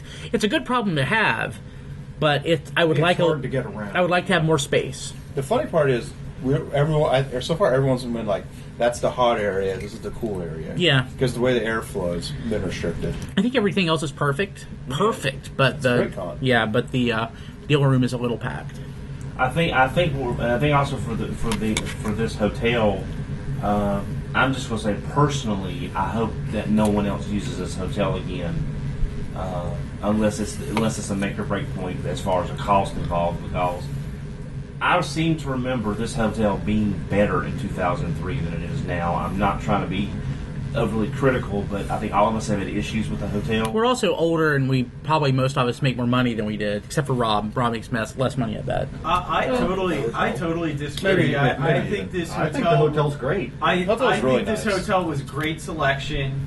It's got plenty of size. It's very lively. Congrats, by the way. You had that awesome job back in the day. I think my job now is pretty awesome. Rob used to make bank. He was like chameleonaire. Chameleon. Let me tell you, son, I have thousands and thousands of them. Actually, that reminds me. While we're doing this, give me some more thousands. Look at me. No, hold on. That's all. Hold it like right this. now. Swag it. No, you've got sleeves on. Yeah. Okay, sorry. That's an inside joke. So, I don't have anything else. Anybody else? I pooped my pants. Sally is awesome. Oh yeah, I didn't go. I really like the. I did go, actually. Third-party displays. Yeah, that was nice. I like that room, and not to mention, And there's more stuff in there now after the third party panel. I haven't even checked that out yet. it's really that's tomorrow. There's one thing I want to say. there's this one dealer actually in the cool section where all the air conditioning is. He's made a point to have display boxes with all these toys dramatically displayed, and then underneath it's the stock. To me, I'm like, is that his name? I think it was Chosen Prime. Thank you. The black with the glass. And I'm like, Yeah. am I at a department store? This is really nice. Yes. Yeah. This is It's all IKEA furniture. yeah, exactly. I like Detolfs. Yeah. One thing I want to say, Brian, is the lady doing the panels, she was quick, she was funny, she took no guff, and she stopped the drive-through questions for the voice actors. Well, she has experience. She's really good at it. Right. Yeah. So I mean, so I'm saying a big shout out. I wish I could remember her name. I'm old and Her screen senile. name's Oasis, I think. Yeah. Okay. Yeah, she But did say that. you know, she ran a tight ship on the question and answer panel with Mr. Gilvazan and Mr. Oppenheimer, and just kudos to her for running a tight Q&A. Awesome. Okay, great. So, I don't think I have anything else, guys. Anybody? I'd like to thank the fly in her room. I was surprised there was no Q&A The with ladybug? third-party companies. They But just the- showed us slides and they just like, okay, we're done. So there are some third party. There's some third. No, I don't edit. There's some third party pokes here. Welcome to Farty City. There's some third party folks here, but I don't think they necessarily want to be questioned or have their identities shown. And one of the gentlemen, nice as hell, the one with the Metroplex. What's his name again? Utopia? Yeah. Yes. Yeah. He was letting us play with it to Oh, yes. Utopia. And I was like taking pictures of it. Do you mind if I get a picture of you with it? He goes, no, I can't let you do it. Yeah. Wow. But Okay, he doesn't want to kinda did. in case I will anything say, happens. if anyone's on the fence about Utopia, it feels like a nice, solid figure. Again, I'm just saying. I held it. I looked at it. It's a nice. It's a pretty figure in person. So. It does not. One of the problems with third party is you can feel they're unofficial, like small company made toys. Yeah, right. Because you're not buying it for quality, you're buying because finally I have a figure. Well, you are buying it for quality too. Well, not these points now, but you get what I'm saying.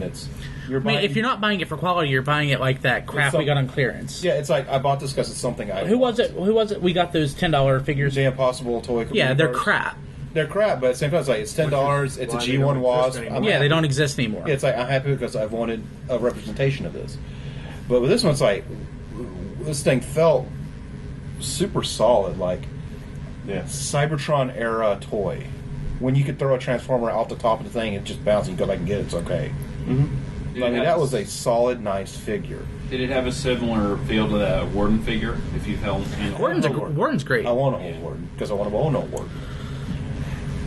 Oh, and then there was someone send me one. And then there was the surprise, the surprise Brave Max, mini Brave Max that no one knew was here. That's a nice toy. Didn't you buy one? That is really nice. Was it Brave Max or Grand Max? Grand Max. and also fans project did their Kubar, which in Diaclone colors, which again like they did with the Columpio with the packet. Oh, and actually seeing Columpio and the Fans Project Dinobots, they're great. They are great. I didn't think they would be. I have to buy those now. When I saw them online, I was like, yeah, those are cool. But seeing the Diaclone versions, I was like, right here. What? Yeah, show this. Look at this. I want this to be the regular version and the non-Diaclone to be the special, because that's what I would want. I was kind of surprised at the size of them. They are way bigger than I expected. Yeah, the picture doesn't convey the size. They feel so nice. It's like, I want to marry you. The Diaclone one should be the right. full It's got version, sharp I think. points. That would sell gangbusters. Ow! I don't have Ebola. Yet. Yeah. No, he's got me told. Wait until the eventual G2 colors. Remember, Oh, kids, God. don't buy your third-party toys loose. Buy them still in box or you'll get Ebola. Now, what? Yeah. I love the pilots. Make sure you watch it in the Yes. Yeah.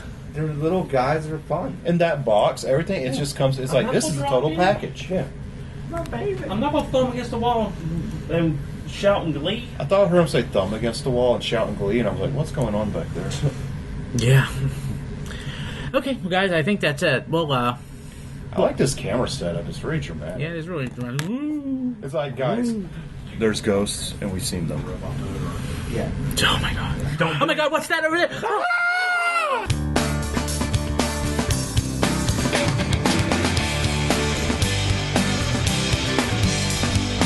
You're here at the Capture Prey booth, and everything is cool at Capture Prey. Great toys, great prices, great service. Sure looks that way. Rob Springer, are you cool? Everything is awesome at Capture Prey.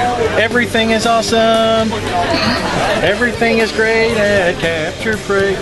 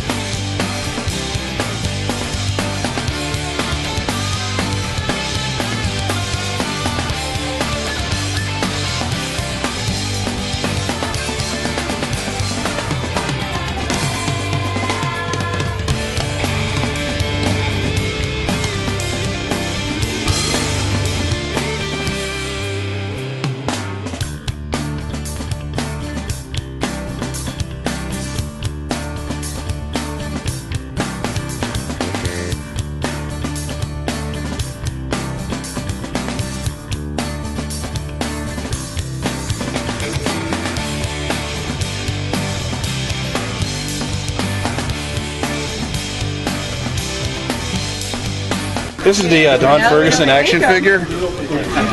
That's Massey. What would Massey say, or what would Don say to Massey? Somebody wanna bite me. Somebody wanna snack there, Massey.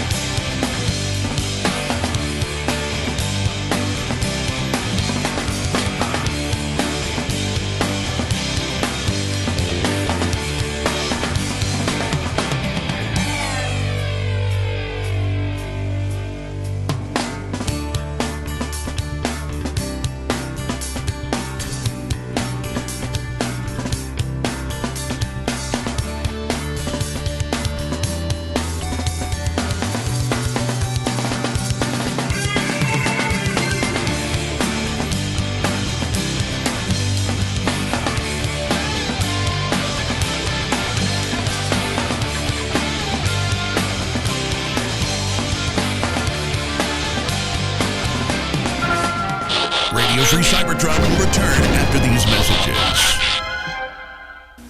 It's Fortress Maximus. Fortress Maximus! The colossal Headmaster Autobot City. Look! The Terracons are attacking! Transform Fortress Maximus!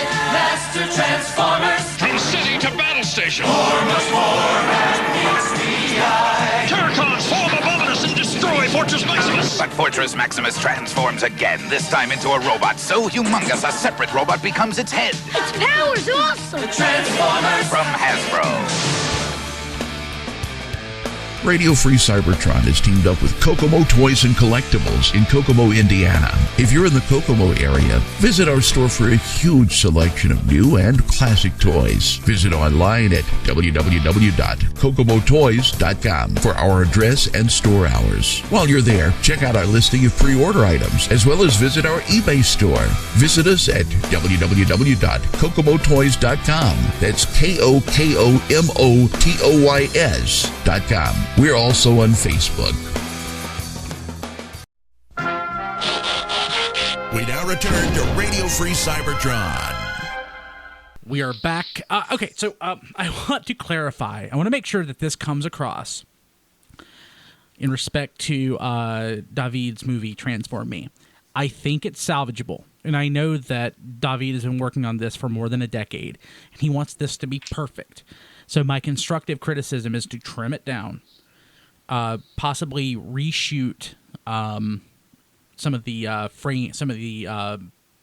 bookends. Framing device, yeah. Yeah, the framing device. Maybe have somebody else edit it, someone who's not invested in the material. I would second this without even having seen it because self-editing basically isn't editing. Yeah, exactly. Self-editing is not editing. Trim down most of the David stuff. Make it about the people that are being presented in the movie and show actual transformation. Most of the people shown in the movie, again, as I said, don't really transform. They're in the same sad lot that they were in at the beginning. Yep. So some growth is needed. Or change the message and show how people aren't transformed and how they're static and stagnant. There's that too. Figure out, what you basically went in with a specific point of view that you want to show. You want to show the development. What you've actually filmed doesn't present that. Then basically change the framing device to relay what is actually presented by the individual stories. It's got potential, and I know you want to knock this out of the park. You've been working on it for 10 years. Tweak it, change it, transform it, and transform it big time. Transform it, and I think it will be good, and trim it down by about in half. But leave in the part about which button do I press to make love to you. That was hilarious. Hilarious. That was my favorite part. But I think, in all seriousness, I do think there's potential. Just have someone else edit that. Maybe rewrite some of it. Anybody else want to share? Go ahead. But the dispassionate second-party editing would probably be the best thing to start with. Yeah.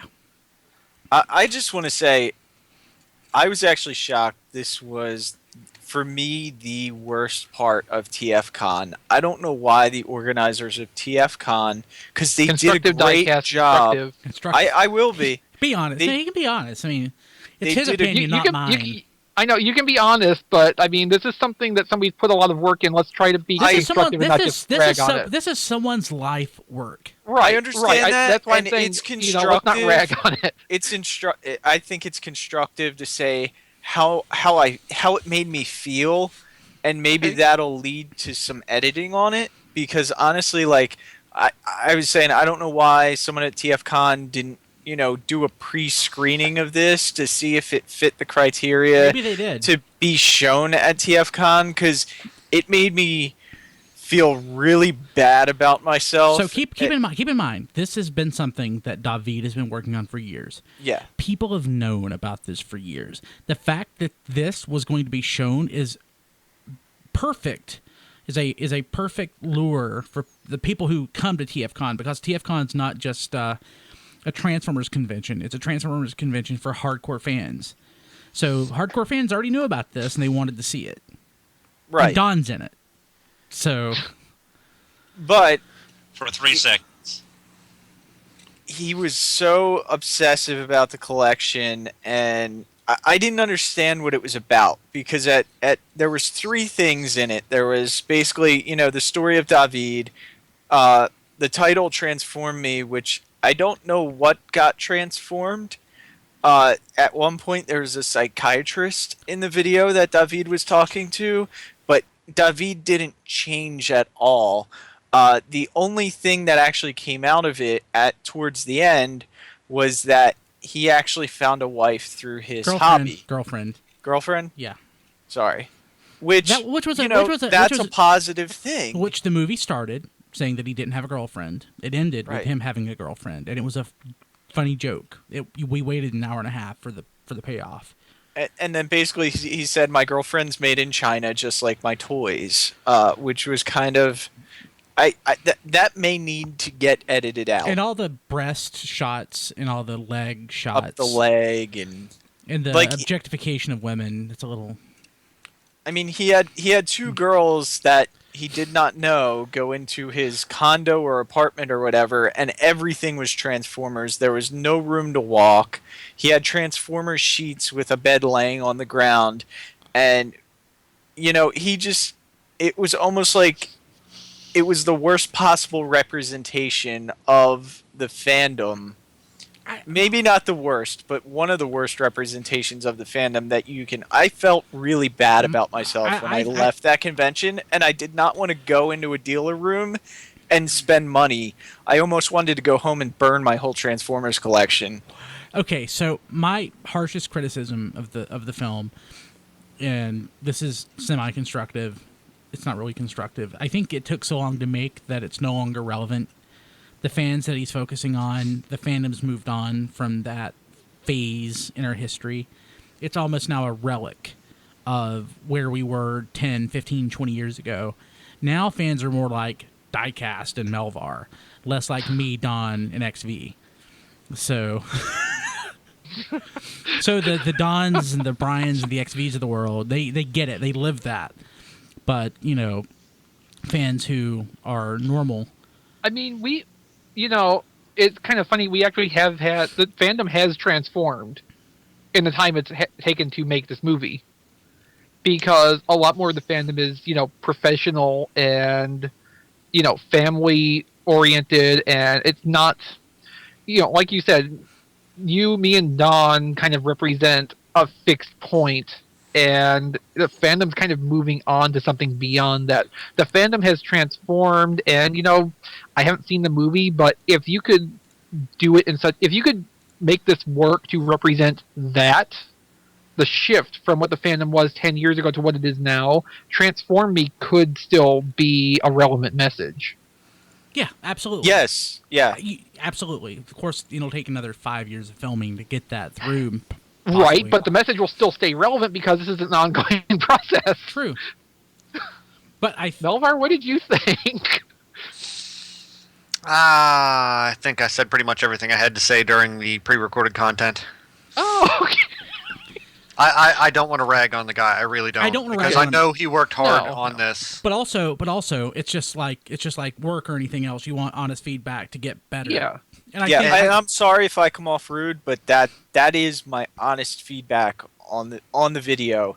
I don't think it needs a little bit of editing. I think it needs a lot of editing. Haters gonna hate. Haters gonna hate. I really want him to focus on one story and have a start, a middle, and an end. I think focusing on several fans is fine, but you don't want to focus on Mr. Optimus Prime. I mean, he's not one of the guys that I would necessarily focus on. No. I mean, I don't... No. So let's just leave it at that for that particular... No, I mean, you can focus on a number of people and still have a cohesive story that you tell throughout it. Documentaries do that all the time. Documentaries don't always just focus on one individual or one specific group. You can jump around. So somebody I would focus on, and I'm not joking when I say this, Walkie. Like, think of Walkie. When Walkie first joined the fandom, he was this young kid. He pretty much sat around on IRC all day, and he ended up going to college, drawing comics about nerds who like robots, and now he makes his living, with a wife and a whole slew of fans. That he actually has gone through a transformation. I mean, heck, not that I want to be in it, but I've gone through a transformation. I was doing this stupid podcast thing back in 1999, and I've been able to hone skills and actually use this experience to get work. And I have a pretty successful career right now, and a lot of it's because of the work that I did doing this podcast. It's not necessarily, my work now doesn't tie directly to it, but it opened doors to me to get to where I am now. There's all sorts of examples of people who, through Transformers, in some respect, have been able to grow and evolve. And it isn't really presented in this movie. Mm-hmm. So, yeah, I mean, I think that's our underlying point. There is the story to tell that represents what the original message was, but it may not be coming through in how the editing has been chosen to be done, and it needs more hands in it probably to make sure the original point still comes across. Exactly. I agree. Okay. Anything else, guys? Good gracious. I had something before, but I kind of lost it in all this. Long show. Hopefully people will hang around.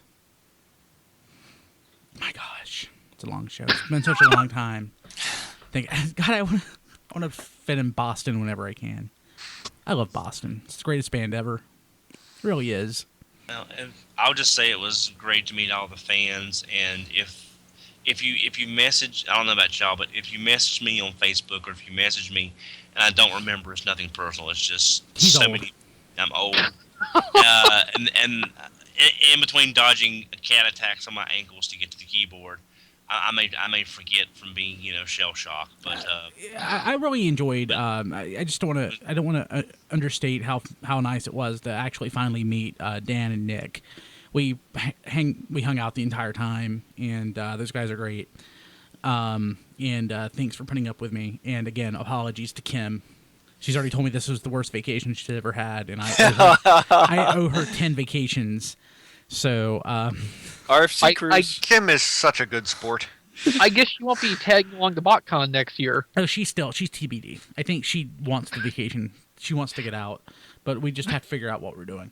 I've actually got my room booked for 5 days. But hey, if it helps as a selling point, you can remind her that I'm just as likely to, jab at you as she is. So she really likes you. Oh, so thank you. She wants to see you. She missed you. Cool. Yeah. Kim was a lot of fun at CharterCon. Kim's a lot of fun in general. Yeah. Yeah, I mean, it's nice having somebody else that will just give you crap nonstop all the time for the entertainment of everybody around. And she's type A, so whenever something needs to get done, I throw Kim at it, and it gets done. It's really good. Yeah, we pretty much all followed her around Chicago. Yeah. So she led the charge. That sounds really terrible when you put that like that, though.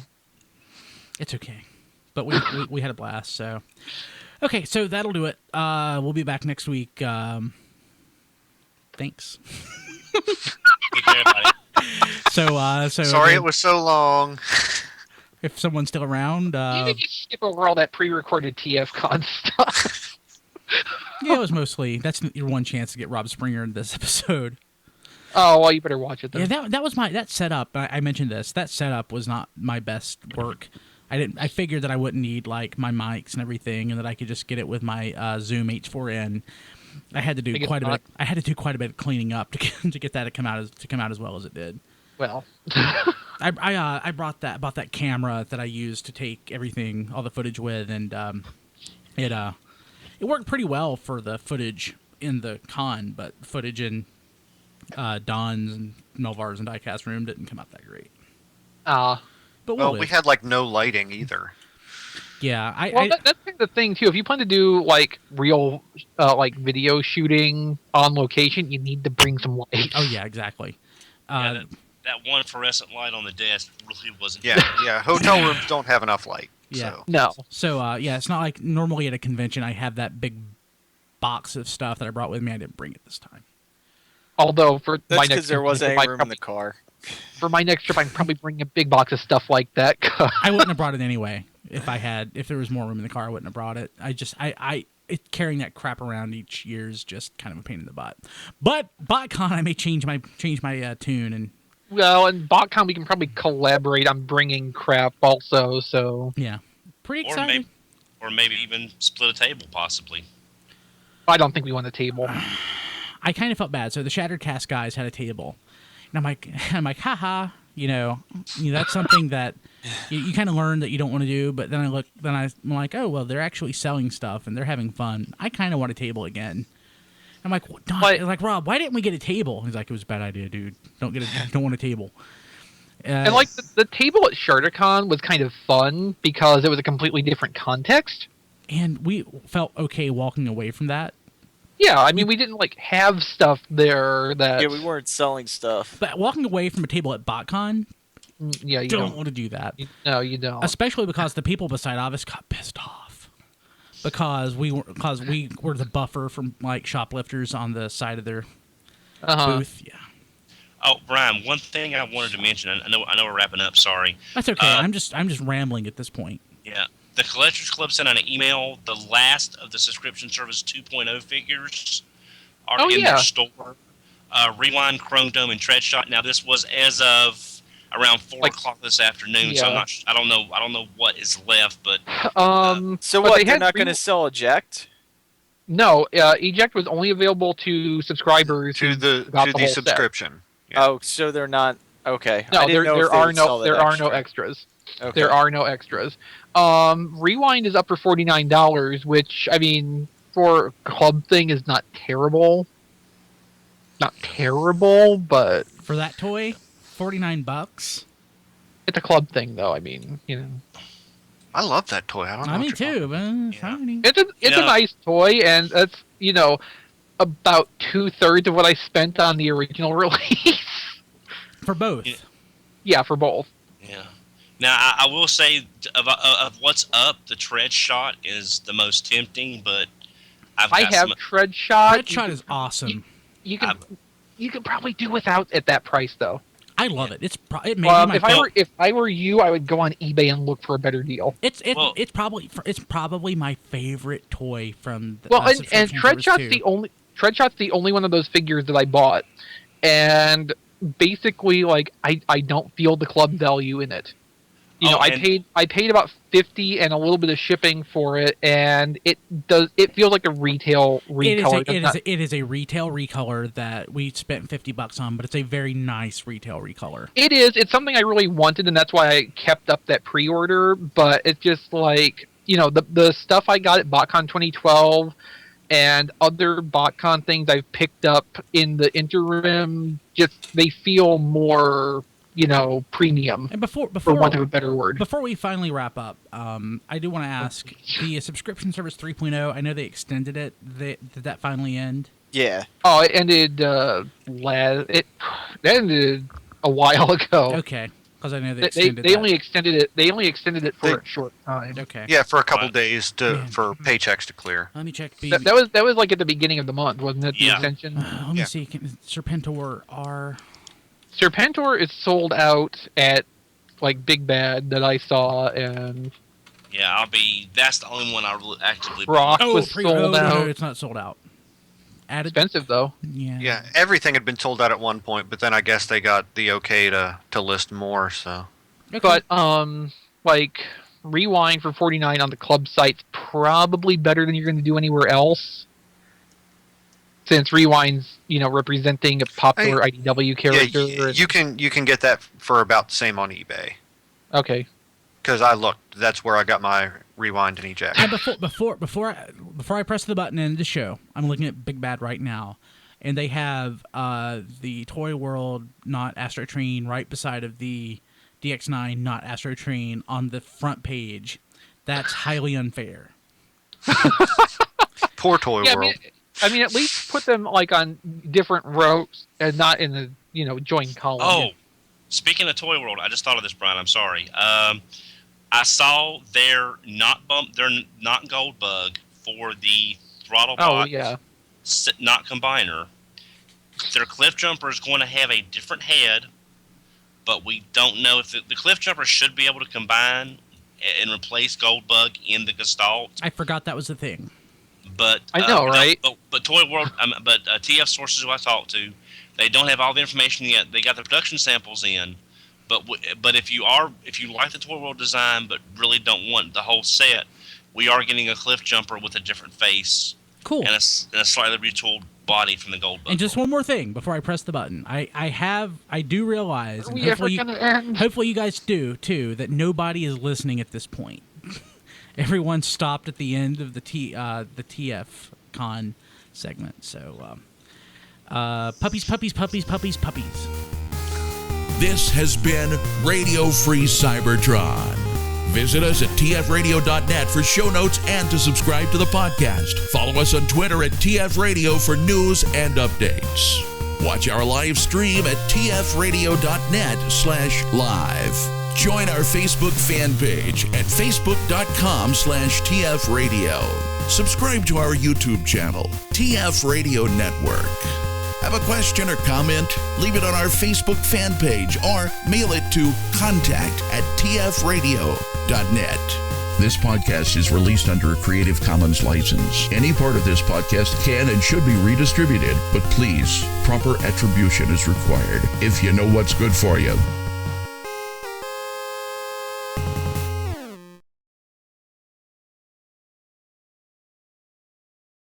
Transformers, it's better than crack.